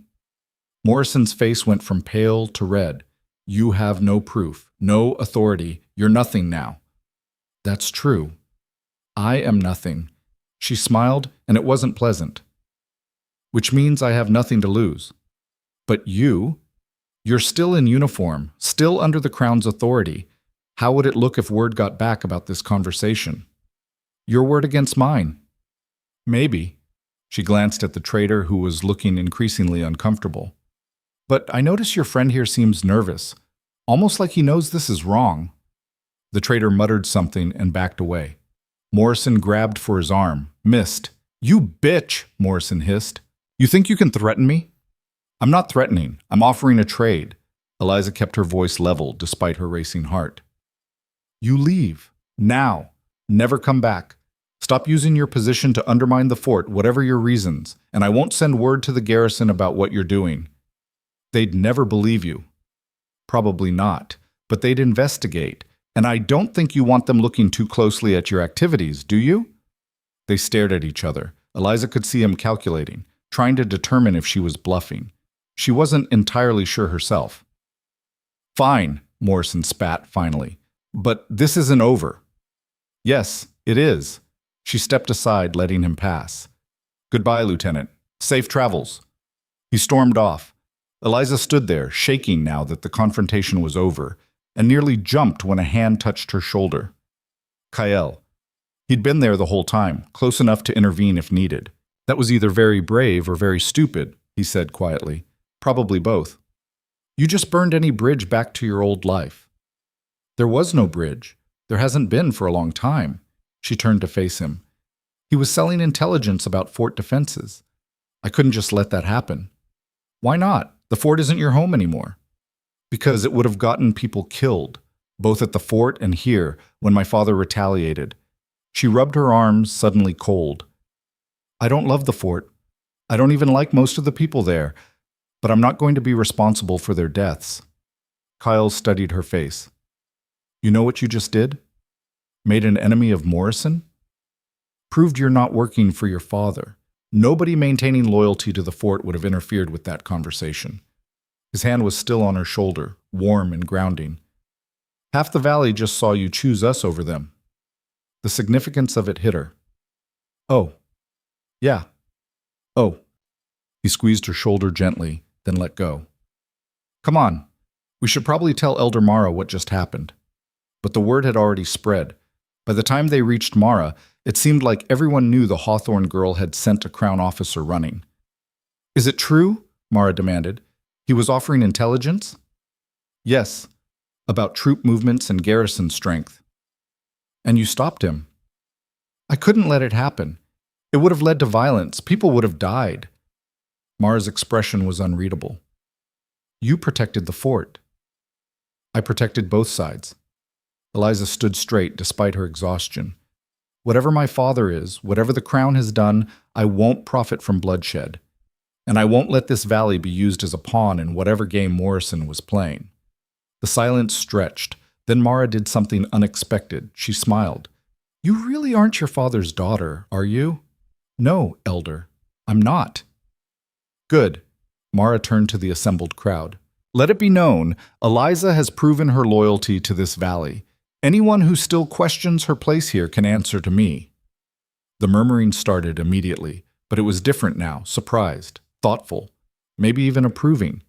Sarah pushed through the crowd, grabbed Eliza's arm. That was incredible. You should have seen Morrison's face when you backed him down. I was terrified. Didn't look terrified. Looked like you were going to gut him with his own words. Sarah was grinning. I might actually start liking you. Might? Don't push it. That night, as Eliza sat by Kael's fire, she felt something settle inside her. Not quite belonging. That would take more time. But acceptance. Space for herself in this world. You did good today, Kael said, breaking the comfortable silence. I did what needed doing. Most people wouldn't have. Would have stayed quiet, let it play out. I'm not most people. She said it simply, a statement of fact rather than pride. No, he agreed, you're really not. He was looking at her again with that expression she couldn't quite read. Something intense. Something that made her heart beat faster. Kael, I need to tell you something. He cut her off, his voice rough. I didn't take that deal with your father just for territorial peace. What do you mean? I'd seen you before. At the fort during negotiations. You were standing at a window and you looked. He struggled for words. Trapped, like a bird in a cage that didn't even realize it could fly. And I thought, if I ever got the chance to let that bird out. Eliza's breath caught. You wanted to save me? I wanted to give you a chance. There's a difference. He finally met her eyes. I didn't know if you'd take it. Didn't know if you'd break or adapt. But I saw something in you worth saving, and I gambled that you'd see it too. That's insane. Yeah, it was. He smiled slightly. But I was right, wasn't I? You found your wings. The space between them felt charged, electric. Eliza knew she should say something, do something, but her brain had stopped functioning beyond the realization that this man, this strong, quiet, impossibly stubborn man, had seen her when she was still invisible to herself. I don't know what to say, she admitted. Don't say anything yet. Kael stood, moved toward the door. Winter's coming. We've got time to figure out what this is. He left her alone with the fire and her racing thoughts. Outside, the first real snow of the season had begun to fall, covering the valley in white silence. Eliza watched it through the window, and for the first time since leaving the fort, she let herself imagine a future. Not the future she'd been raised to expect, marriage to some ambitious officer, a life of empty social obligations and stifled opinions. A real future. One she'd chosen, one she'd fought for, one that maybe, possibly, included the man who'd given her the chance to become herself. Winter settled over the valley like a held breath, and with it came a new rhythm to Eliza's life. The field work stopped, replaced by indoor tasks, repairing tools, weaving baskets, processing the preserved foods they'd worked so hard to stockpile. The community drew closer together physically, huddling in shared spaces against the cold, and Eliza found herself included in ways that would have seemed impossible months ago. Sarah taught her to weave, her patience tested daily by Eliza's clumsy fingers. You're overthinking it. The pattern is simple once you stop trying to force it. Nothing about this is simple, Eliza muttered, unpicking her work for the third time. That's because you're still thinking like a crown lady, everything precise and controlled. Sarah demonstrated the motion again. Let it flow, feel the rhythm. Gradually, painfully, Eliza's baskets went from disasters to merely ugly, to something that might actually hold water. Tomas even grunted approval at one, which she chose to interpret as high praise. The evenings were different now, too. Kael's confession had changed something between them, made the air in his small house feel charged with possibility. They talked more, shared stories from their vastly different childhoods, argued about everything from farming techniques to the nature of leadership. Your people think power comes from control, Kael said one night as they cleaned up after dinner. That if you can force everyone to obey, you're strong. And yours is different? Completely. Real power is earned. It's about service, not dominance. A leader who can't convince people to follow isn't a leader at all. My father would call that weakness. Your father trades away his own daughter and calls it strength. Kael's voice was gentle despite the harsh words. I'm not sure his opinion is worth much. She couldn't argue with that. 3 months into winter, Elder Mara started calling on Eliza for help with medicinal preparations. The old woman said nothing about why, just showed up at Kael's door and announced Eliza would be accompanying her. Why me? Eliza asked the first time. Because you have steady hands and you follow instructions. Mara handed her a mortar and pestle. Also because half the women in this valley can't stand the smell of yarrow root, and you don't seem to mind. It was grunt work mostly, grinding herbs, measuring portions, cleaning equipment, but Eliza watched everything Mara did, absorbed every piece of knowledge the elder casually dropped while working. This one stops bleeding. This one reduces fever. This combination here you only use when someone's in serious pain because it can stop their breathing if you're not careful. How do you know all this? Mara's hands never stopped moving. My grandmother taught me. Her grandmother taught her. Knowledge passed down for generations because if we don't remember, people die. Will you teach me? Really teach me, not just have me grind things? The old woman looked up sharply. Why? Because it's important. Because I want to be useful for more than just field labor. Eliza met her gaze steadily. Because I need to matter here. You already matter. Mara returned to her work. But yes, I'll teach you. Fair warning, it's harder than anything you've done so far. Most people can't handle it. I'll handle it. We'll see. The lessons were brutal. Mara had no patience for mistakes when lives could depend on the difference between one measure and another. Eliza learned to identify plants by leaf shape, by smell, by the texture of their roots. She learned which combinations worked together and which would kill faster than any illness. You're getting better, Mara admitted after a particularly long session. Still slow, but your accuracy is improving. From Mara, it was practically a declaration of love. Eliza was in the middle of preparing a batch of wound salve when the valley's warning bell began to ring. She'd heard it tested before, 3 measured strikes that everyone ignored. This was different. Urgent, frantic, the kind of ringing that said real danger was coming. "Stay here," Mara commanded, already moving toward the door. "What's happening?" "Could be anything. Raiders, wild animals, weather." The elder was pulling on her heavy cloak. "You don't know the emergency protocols. You'll just be in the way." But Eliza followed her outside anyway, where the entire valley seemed to be mobilizing. Men were grabbing weapons. Women were herding children into the central buildings. And at the valley's entrance, she could see why. Soldiers. At least 30 of them, in crown uniforms, led by a figure she recognized even at a distance. Her father. The world seemed to tilt. Eliza grabbed the doorframe for support as Colonel Richard Hawthorne rode into the valley like he owned it, his men fanning out behind him with the practiced precision of a military operation. Kael was already striding toward them, flanked by other council members. Eliza saw Tomas there, Sarah's father, the scarred woman whose name she'd learned was Naira. They looked ready for a fight. "I need to," Eliza started. "You need to stay out of sight," Mara said firmly. "That man is here for you. Don't make it easy for him." But Eliza was already moving, pushing through the gathering crowd. People tried to stop her, hands grabbing at her arms, voices telling her to wait, to hide, to let the council handle it. She shook them off. By the time she reached the confrontation, her father had dismounted. He looked older than she remembered, harder. There were new lines around his eyes, and his uniform hung slightly loose, as if he'd lost weight. "Kale of the Wind People," her father said, his parade ground voice carrying across the frozen ground.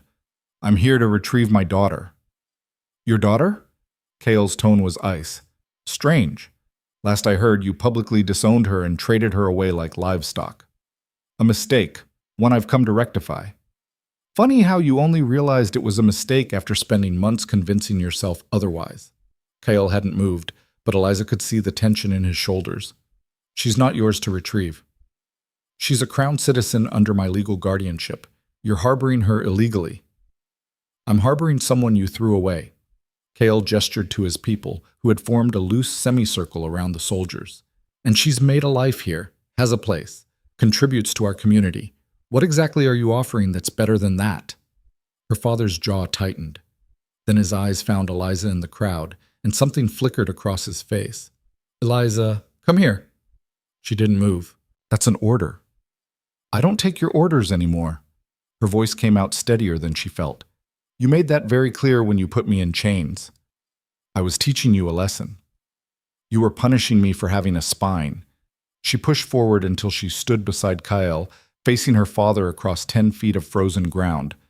"And the lesson I learned was that you never cared about me, just about what I could do for your career." Colonel Hawthorne's face darkened. "Watch your tone. I'm still your father." "No, you're not. You gave up that right." Eliza was shaking, but not from cold.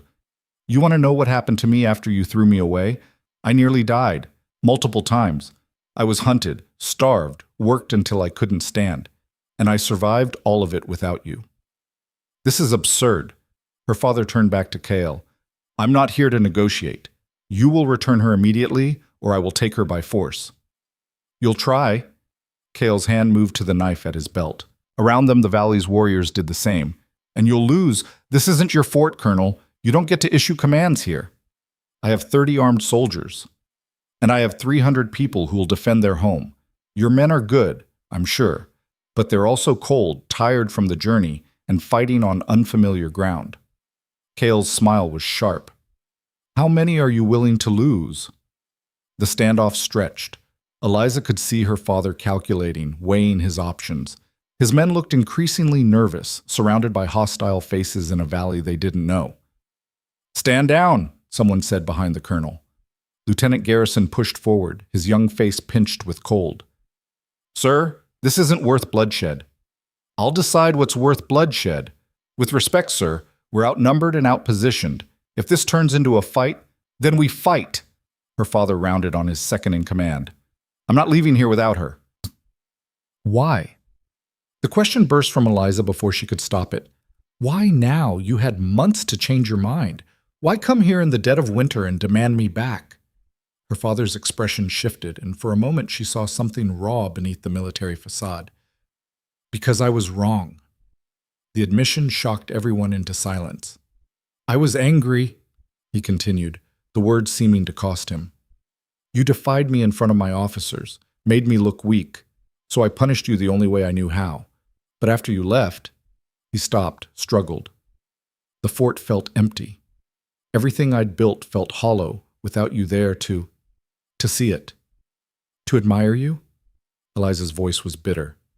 To be your perfect, obedient daughter who never questioned anything? To be my daughter at all?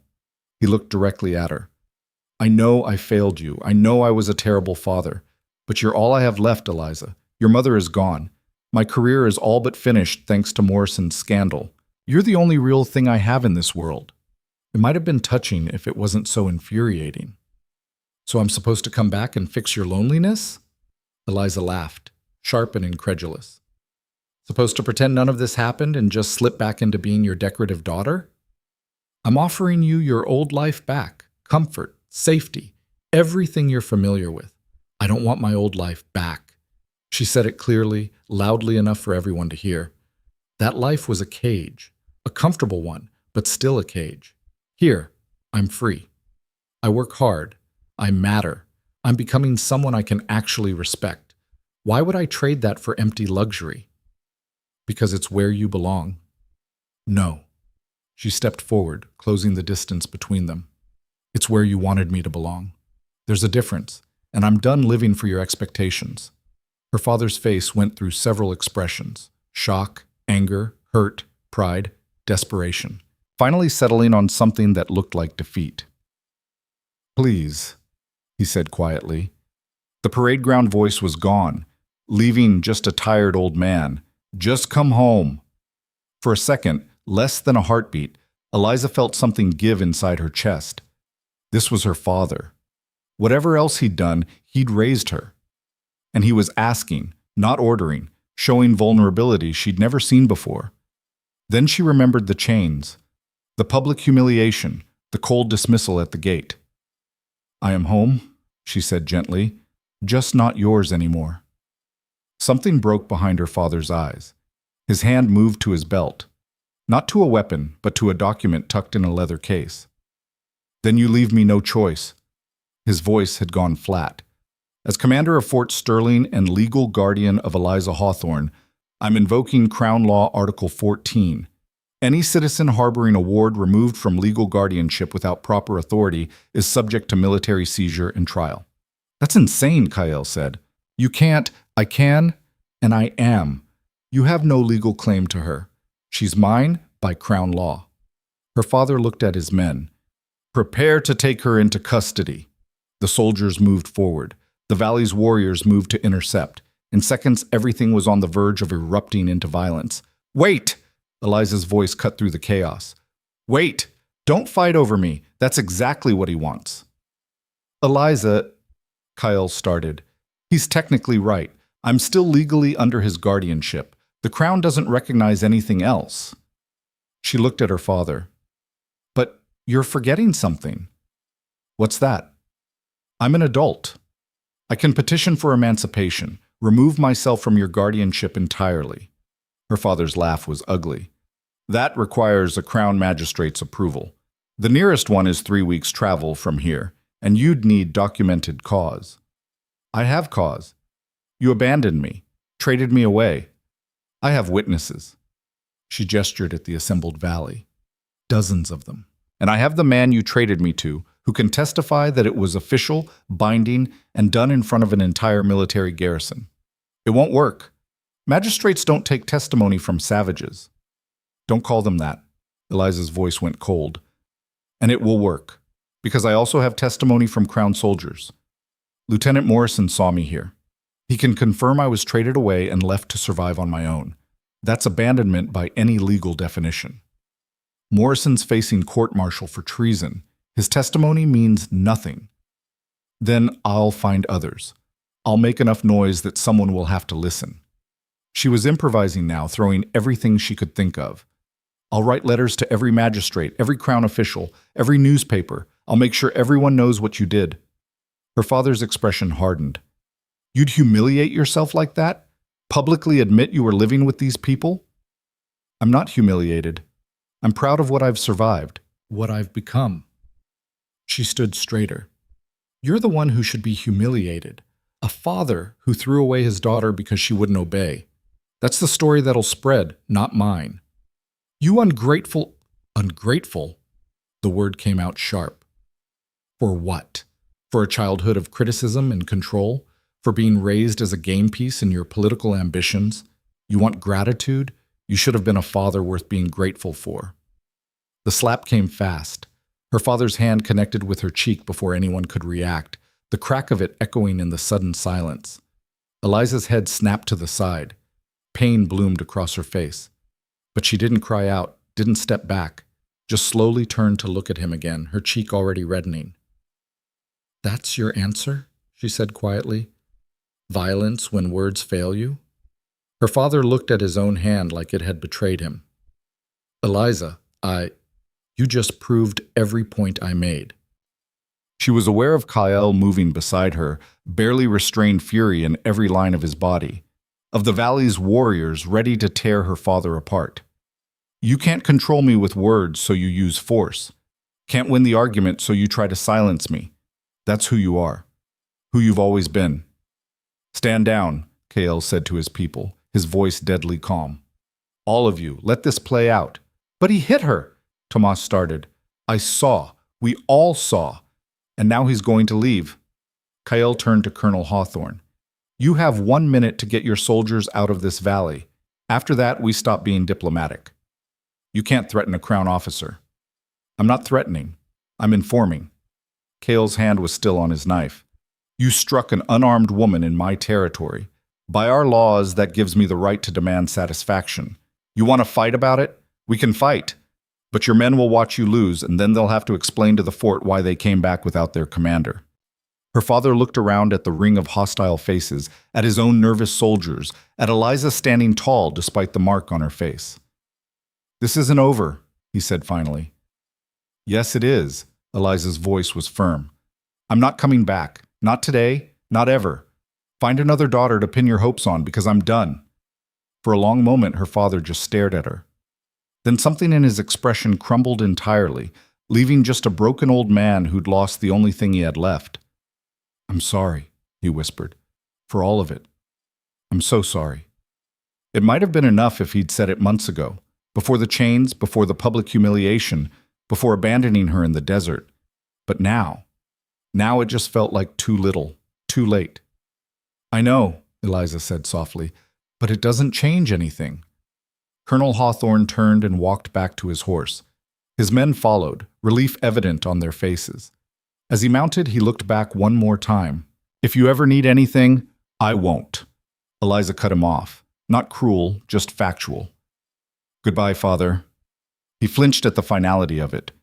Then he wheeled his horse and led his men out of the valley at a trot that quickly became a gallop, as if he couldn't get away fast enough from what he'd done. The silence after they left was absolute.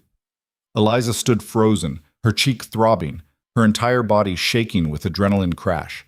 She'd just severed the last tie to her old life, burned the final bridge, and she had no idea if it had been brave or stupid or both. Then Kyle's hand touched her shoulder. You all right? I don't know. Her voice came out smaller than intended. Ask me again later. Let me see your face. She turned, let him examine her cheek. His fingers were gentle as he tilted her head toward the light. It'll bruise, he said quietly. But nothing's broken. I've survived worse. Yeah, you have. His hand lingered on her face a moment longer than necessary. That was either the bravest or most reckless thing I've ever seen. Probably both. She let herself lean into his touch, just for a second. Did I do the right thing? You stood up to a man who's terrorized you your whole life, told him the truth, even when he tried to silence you, chose your own path over his demands. Kyle's smile was small but genuine. Yeah, you did the right thing. Elder Mara approached, her expression unreadable. That was quite a performance. It wasn't a performance, Eliza started. I know. Mara pulled something from her pouch, a cool compress. Here, for the swelling. And before you argue, just take it. Eliza accepted the compress, pressed it against her burning cheek. Thank you. You realize what you've done? Mara's voice was serious. You've made an enemy of a crown commander. He'll try to find ways to hurt you from a distance. Let him try. I'm not afraid of him anymore. No, Mara agreed. I don't think you are, but fear can be useful. It keeps you cautious. I'm done being cautious. Eliza lowered the compress, met the elder's eyes directly. I'm done with half measures and trying to please everyone. My father came here expecting me to fold, to come running back to him, and instead, I told him the truth. I'm not sorry for that. Good. Something almost like approval flickered across Mara's face. A woman who can stand before her oppressor and claim her own freedom. That's someone this valley can respect. The gathered crowd had been quiet, listening. Now someone started clapping, slowly at first, then others joined in. Within moments, the entire valley was applauding, and Eliza felt tears burning in her eyes. These people, who'd had every reason to reject her, who'd watched her stumble and fail and slowly find her footing, they were celebrating her choice, her freedom. Come on, Sarah said, appearing at her side. You need food and probably something stronger than tea. Tomas actually broke out the good whiskey. Tomas has good whiskey? Tomas has everything. He just never shares it, Sarah grinned. But today's special. Eliza let herself be swept up in the crowd, carried toward the central hall where people were already gathering. Cale walked beside her, close enough that their hands occasionally brushed. You know this means you're really one of us now, he said quietly as they walked. Because I publicly rejected my father? Because you chose us over everything else. That's what belonging means here. Not where you're from, but what you're willing to fight for. She thought about that. About the person she'd been when she arrived, soft, helpless, waiting for someone else to save her. And the person she'd become, strong, capable, willing to stand alone if necessary. I didn't choose you over everything, she said carefully. I chose myself, my own freedom. You just happen to be part of that. I know. He smiled. That's what makes it real. The celebration that night was subdued but genuine. People shared food and stories, and for the first time, several of them addressed Eliza directly in their language. Not testing her, but including her in the conversation. She stumbled through responses, her accent still terrible, but no one mocked her for it. Tomas actually poured her a measure of his whiskey. It burned going down, but it was good, smooth and complex in a way the fort's refined spirits had never been. You did well today, he said gruffly. I mostly just told the truth. That's usually the hardest part. He refilled her cup without asking. Your father's an ass to some. Yeah, he is. But you're not. He raised his own cup in a toast. Here's to becoming better than where you came from. They drank together, and Eliza felt another piece of her old identity crack and fall away. Later, much later, when the crowd had dispersed and the fire burned low, Kyle walked her back to his house through the frozen night. You're quiet, he observed. Just thinking. About? Everything. My father showing up, what I said to him, whether I'll regret it when the anger wears off. She hugged herself against the cold. Part of me expected to feel triumphant, but mostly I just feel tired. Standing up to your oppressor is exhausting, Kyle said. All that fear you've been carrying, it doesn't just disappear because you faced him down once. It takes time to process. How do you know? Because I've been there. Different circumstances, but same basic principle. He held the door open for her. My father was a great chief, but a terrible father. Always pushing, always demanding more. When he died, part of me was relieved. Then I felt guilty for being relieved. It took years to untangle all of it. Eliza stepped inside, grateful for the warmth. Did you ever figure it out? Mostly. He began building up the fire. I realized that you can acknowledge someone's failures without erasing everything else about them. My father was hard on me because he wanted me to be strong. Didn't excuse the damage he did, but it helped me understand it. I don't think I'll ever understand my father. Maybe not. But at least now you're free from trying. She watched him work, this man who'd gambled everything on a stranger's potential, who'd protected her, taught her, given her space to become someone new. Kael. Yeah? Thank you. For everything. For taking me in when you had no reason to. For not giving up on me when I was useless. For standing beside me today when you could have just handed me over and avoided the trouble. He turned to face her, the firelight casting shadows across his face. You're not useless. You never were. You were just planted in the wrong soil. That might be the nicest thing anyone's ever said to me. Then people haven't been paying attention. He crossed the room, stopped close enough that she could feel the warmth radiating from him. You're strong, Eliza. Not because of what you survived, but because you chose to survive it. There's a difference. The space between them felt charged, electric. Eliza's heart hammered against her ribs as Kael reached up, his fingers gentle on her bruised cheek. Does it hurt? He asked softly. Not as much as it should. Good. His thumb traced along her cheekbone, careful of the swelling, because I'm about to do something that might make it hurt more. What? He kissed her, gentle at first, testing, giving her every chance to pull away. When she didn't, when she instead leaned into him, he deepened the kiss. His hand moved from her cheek to the back of her neck, pulling her closer. Eliza's mind went blank. Then it went wild. This wasn't some polite, proper kiss from a suitor at the fort. This was raw, honest, full of months of unspoken tension finally finding release. When they finally broke apart, both breathing hard, Kael rested his forehead against hers. I've wanted to do that for a while, he admitted. How long? Since you faced down Morrison without flinching. Maybe before that. His hand was still in her hair. But I needed you to choose this life first. Choose freedom over safety. Otherwise, it wouldn't have meant anything. And now? Now I'm choosing you. He pulled back enough to meet her eyes. If you'll have me. Eliza looked at this man who'd seen her at her weakest and her strongest, who'd demanded nothing and offered everything, who'd helped her become someone she could actually respect. Yeah, she said. I'll have you. They kissed again, slower this time, savoring it. Outside, the wind picked up, rattling the windows and piling snow against the walls. But inside Kael's house, wrapped in his arms, Eliza felt warmer than she'd ever felt in the fort's heated rooms. This was what freedom tasted like, what choosing yourself felt like, what love, real, earned, honest love, meant.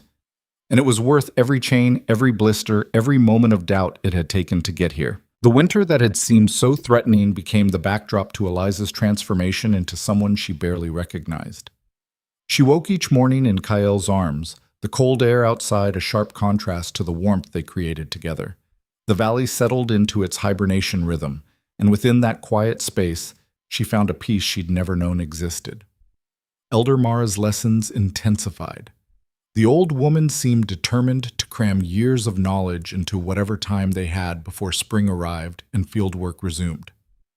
This one is tricky, Mara said one morning, holding up a dried root that looked identical to 3 others on the table.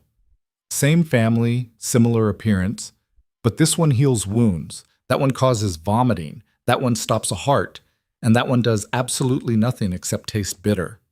How am I supposed to tell them apart? By paying attention. Mara crushed a small piece of each root, had Eliza smell them. Notice the differences. This one has a sharper scent. This one's almost sweet. Your nose knows things your eyes miss. Eliza bent over the samples, breathing deeply.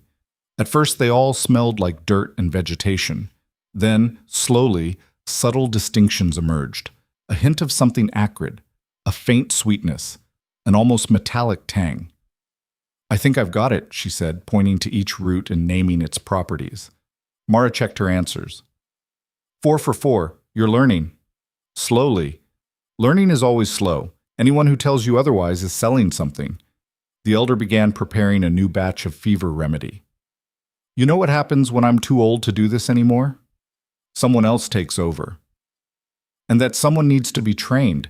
Properly trained. Not just taught a few recipes and sent out to guess at the rest. Mara's gnarled hands moved with practiced efficiency. I had a student once. Good girl, careful, attentive. She married a man from another valley, moved away. Now I'm getting old and there's no one ready to take my place. The implication settled over Eliza like a blanket. You want me to be that person? I want you to consider it. You've got steady hands, good memory, and you don't panic in crisis. Those are the important qualities. Mara looked up. But it's hard work. You be responsible for people's lives, their pain, their survival. Not everyone can handle that weight. I want to try. The answer came without hesitation. I want to matter, really matter, not just be another pair of hands in the fields. Then we'll see if you can handle it. Mara's expression was stern, but there was something softer underneath. Fair warning, I'm a terrible teacher. I expect perfection, and I don't accept excuses. I'd expect nothing less. Over the following weeks, Eliza threw herself into the work with the same determination she'd brought to everything else. She learned to set broken bones, to stitch wounds that made her stomach turn, to distinguish between a fever that would break on its own and one that required intervention. Mara was relentless, testing her constantly, never satisfied with anything less than absolute precision. A mistake in the field means hungry people, Mara said during one particularly brutal lesson.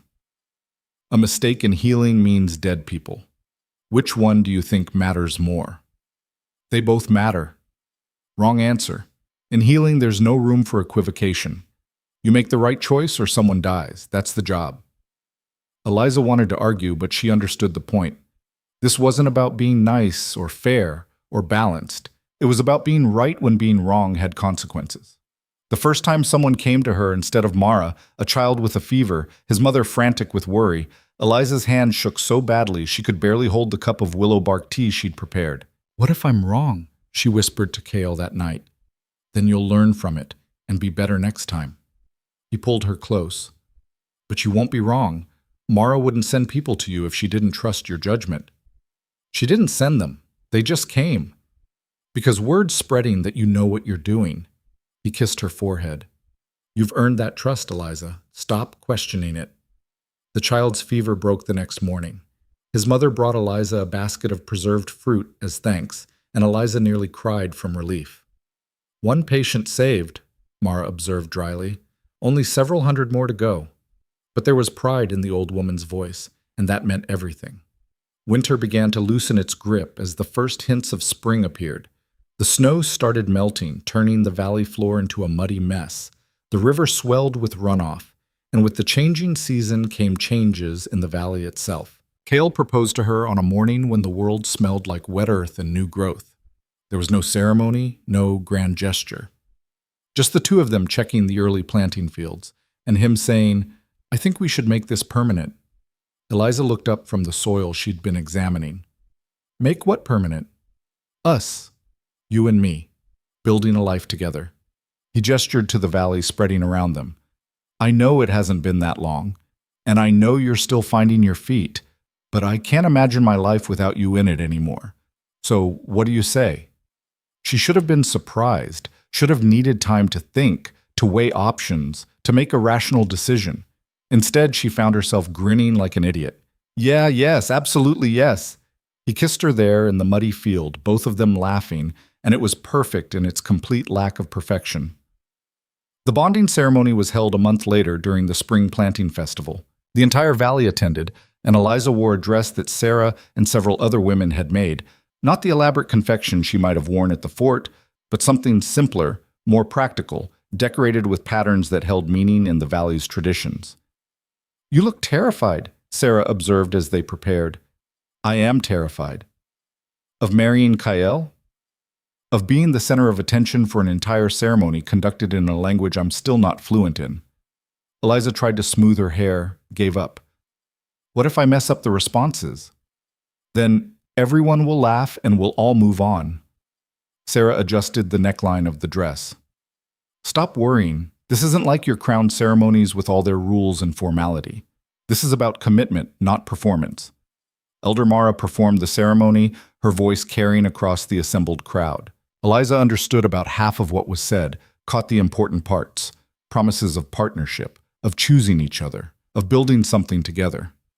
When it came time for her response, she spoke in halting but improving valley speak. I choose you. I choose this life. I choose to become who I'm meant to be. It wasn't eloquent. Her accent was still terrible. But Kael's face lit up like she'd just recited poetry, and that was all that mattered. The celebration afterward was loud, chaotic, and wonderful. Someone had made actual cake, not the refined, delicate pastries she remembered from the fort, but something dense and sweet that tasted of honey and nuts. Children ran wild.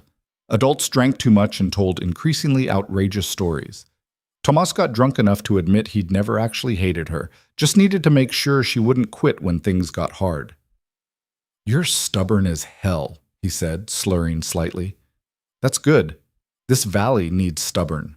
I'll take that as a compliment. It is one. From me, anyway." He raised his cup. "To being too stubborn to know when to quit." They drank together, and Eliza realized that somewhere along the way, this gruff, demanding man had become something like a friend. The real surprise came 3 months later, when a messenger arrived from Fort Sterling. Not soldiers this time, just a single rider carrying a sealed letter. Eliza broke the seal with shaking hands, already bracing for whatever demand or threat her father had concocted. Instead, she found a simple message in her father's precise handwriting. "The emancipation papers you requested have been filed and approved. You are legally independent. The fort's records show you as deceased, lost during transport to indigenous territory. I thought that might be easier than explaining the truth. You were right about everything. I'm sorry I couldn't see it sooner. Live well. R.H." She read it 3 times before the meaning fully sank in. "He let me go," she said aloud. "He actually let me go." Cale read over her shoulder. That must have cost him. Everything, probably. Admitting he was wrong? That's not something Richard Hawthorne does. She folded the letter carefully. But he did it anyway. "Are you going to write back?" She thought about it. About the man who'd raised her, damaged her, ultimately freed her. About forgiveness and closure, and whether either was really necessary. "Maybe someday," she said finally. "But not yet. Right now, I just want to live my life without looking backward."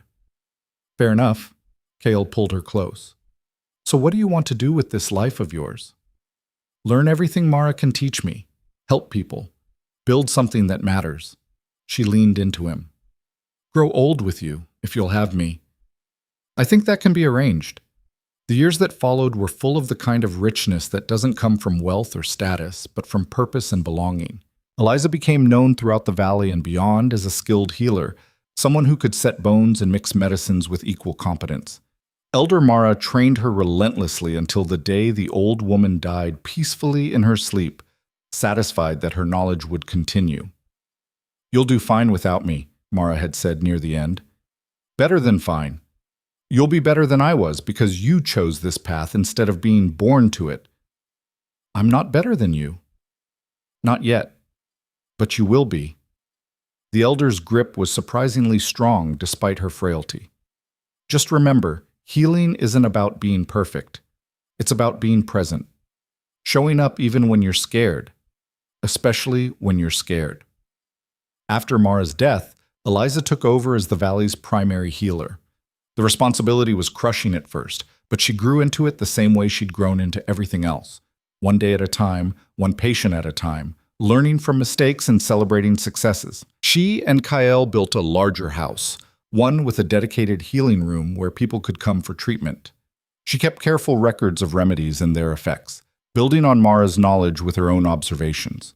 Some Valley members grumbled about her crown ways of writing everything down, but even they had to admit it helped when she could look back and see what had worked before. Children started appearing, not just her own, though she and Kael eventually had 3, but other people's children who came to watch her work, to learn, to ask endless questions about why things worked the way they did. "You're teaching them," Kael observed one evening as she cleaned up after a particularly long day. "I'm answering questions. You're teaching them the same way Mara taught you, creating the next generation of healers." He helped her organize her supplies. "That's legacy." She thought about that word, legacy. Once she'd assumed her legacy would be nothing more than being Colonel Hawthorne's daughter, maybe the wife of some ambitious officer. Now she was creating something real, something that would outlast her. "I hope it's enough," she said quietly. "More than enough." You've helped more people in 5 years than most do in a lifetime. I've also made mistakes, lost patience I should have saved, and learned from it. That's what matters. He turned her to face him. Stop waiting for permission to be proud of what you've accomplished. You've earned it. 5 years became 10. 10 became 15. The girl who'd arrived in chains, broken and desperate, became a distant memory. In her place was a woman with sun-weathered skin and capable hands, whose name was spoken with respect throughout the interconnected valleys.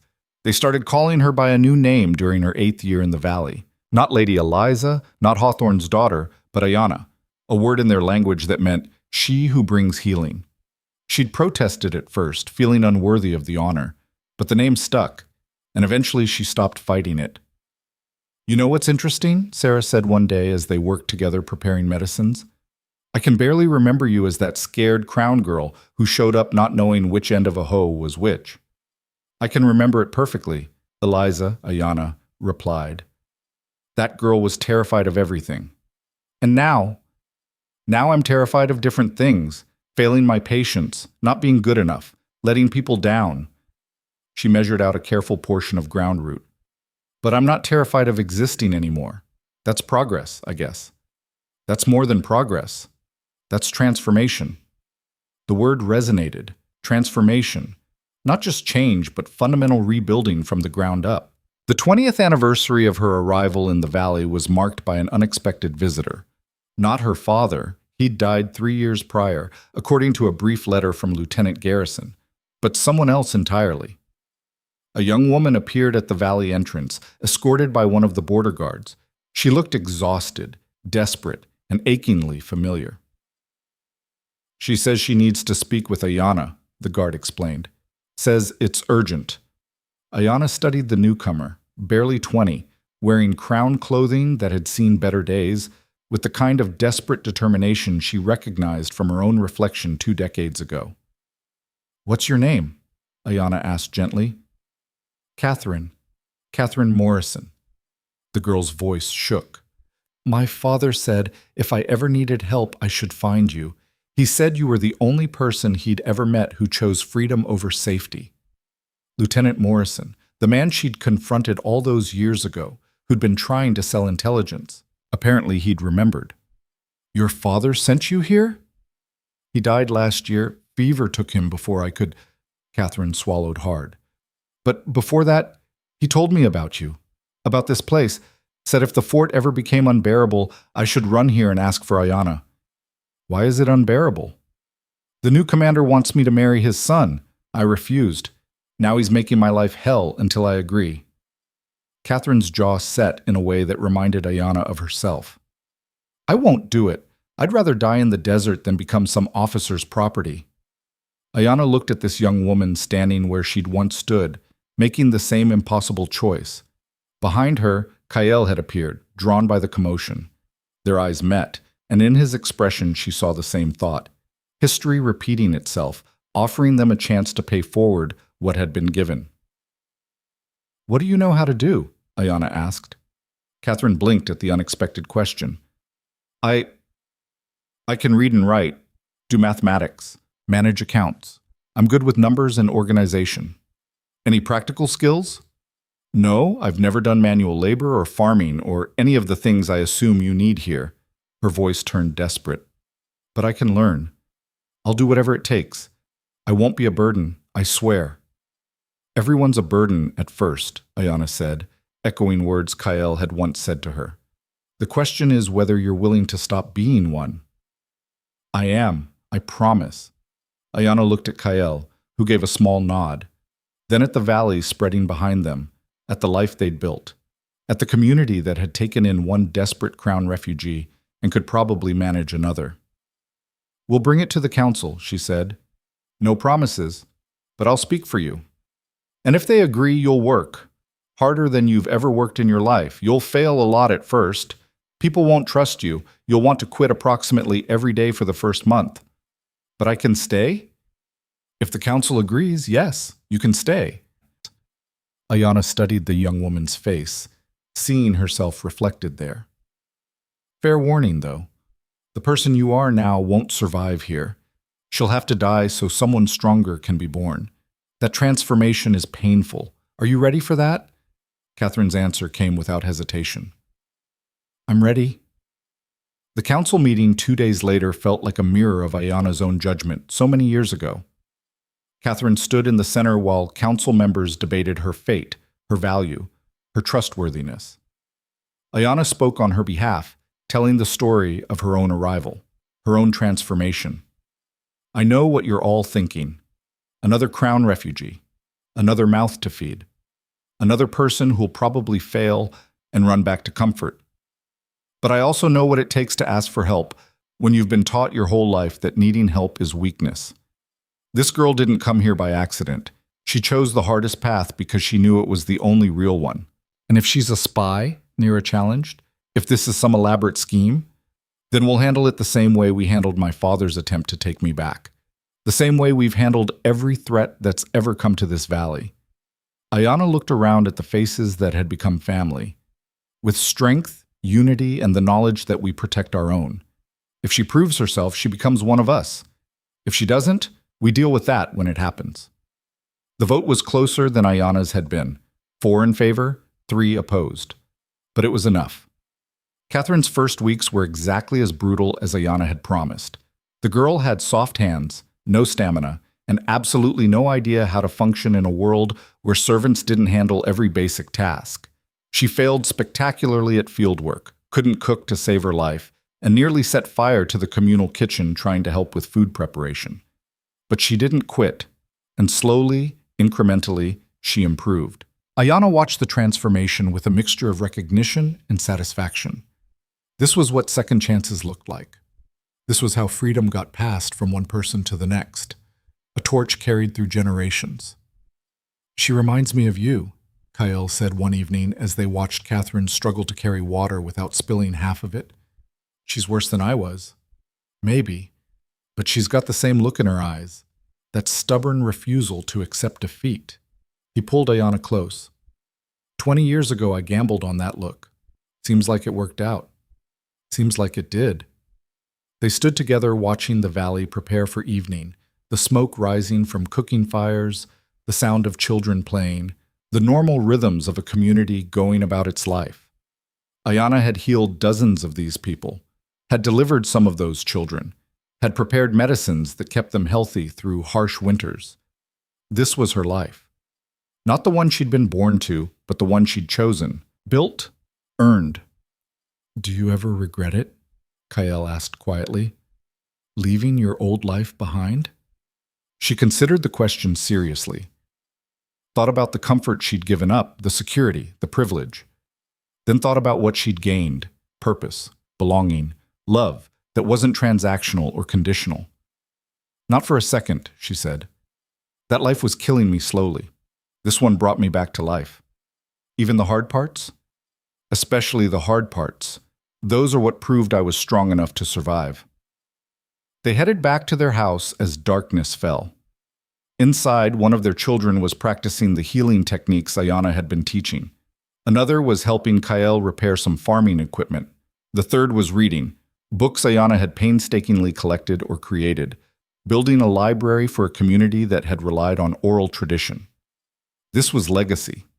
Not monuments or titles or official recognition, just knowledge passed down, lives improved, people helped. Generation after generation choosing to be better, to do better, to build something worth keeping. That night, lying in bed with Kyle's warmth beside her and the sounds of the valley settling into sleep, Ayana let herself reflect on the impossible journey that had brought her here. The chains, the desert, the backbreaking work, the gradual transformation from helpless to capable. The moment she'd faced her father and chosen herself, every scar had been worth it. Every moment of doubt, every failure, every painful lesson. They'd all led here, to a life she could be proud of living. What are you thinking? Kyle murmured, half asleep. That I was meant to break, she said softly. That's what my father intended when he threw me away. He wanted me shattered, dependent, desperate enough to come crawling back. And instead, breaking was the best thing that ever happened to me. It destroyed who I was supposed to be and let me become who I actually am, Kale's arm tightened around her. I'm glad you broke. Me too. Outside, the valley slept under a blanket of stars. Somewhere in the darkness, Catherine was probably lying awake, terrified and exhausted, wondering if she'd made the right choice. In a few years, she'd know the answer. She'd look back at the girl she'd been and barely recognize her. That was how freedom worked. It didn't arrive fully formed. You built it piece by piece, choice by choice, day by difficult day. And somewhere along the way, you looked around and realized you'd become someone worth being. Ayana closed her eyes and let sleep take her, secure in the knowledge that tomorrow would bring new challenges, new patience, new opportunities to prove that the girl in chains was dead and gone. In her place was a woman who'd chosen her own path and walked it without apology. The breaking point had been just that, a point. Not an ending, but a beginning. And what a beginning it had turned out to be.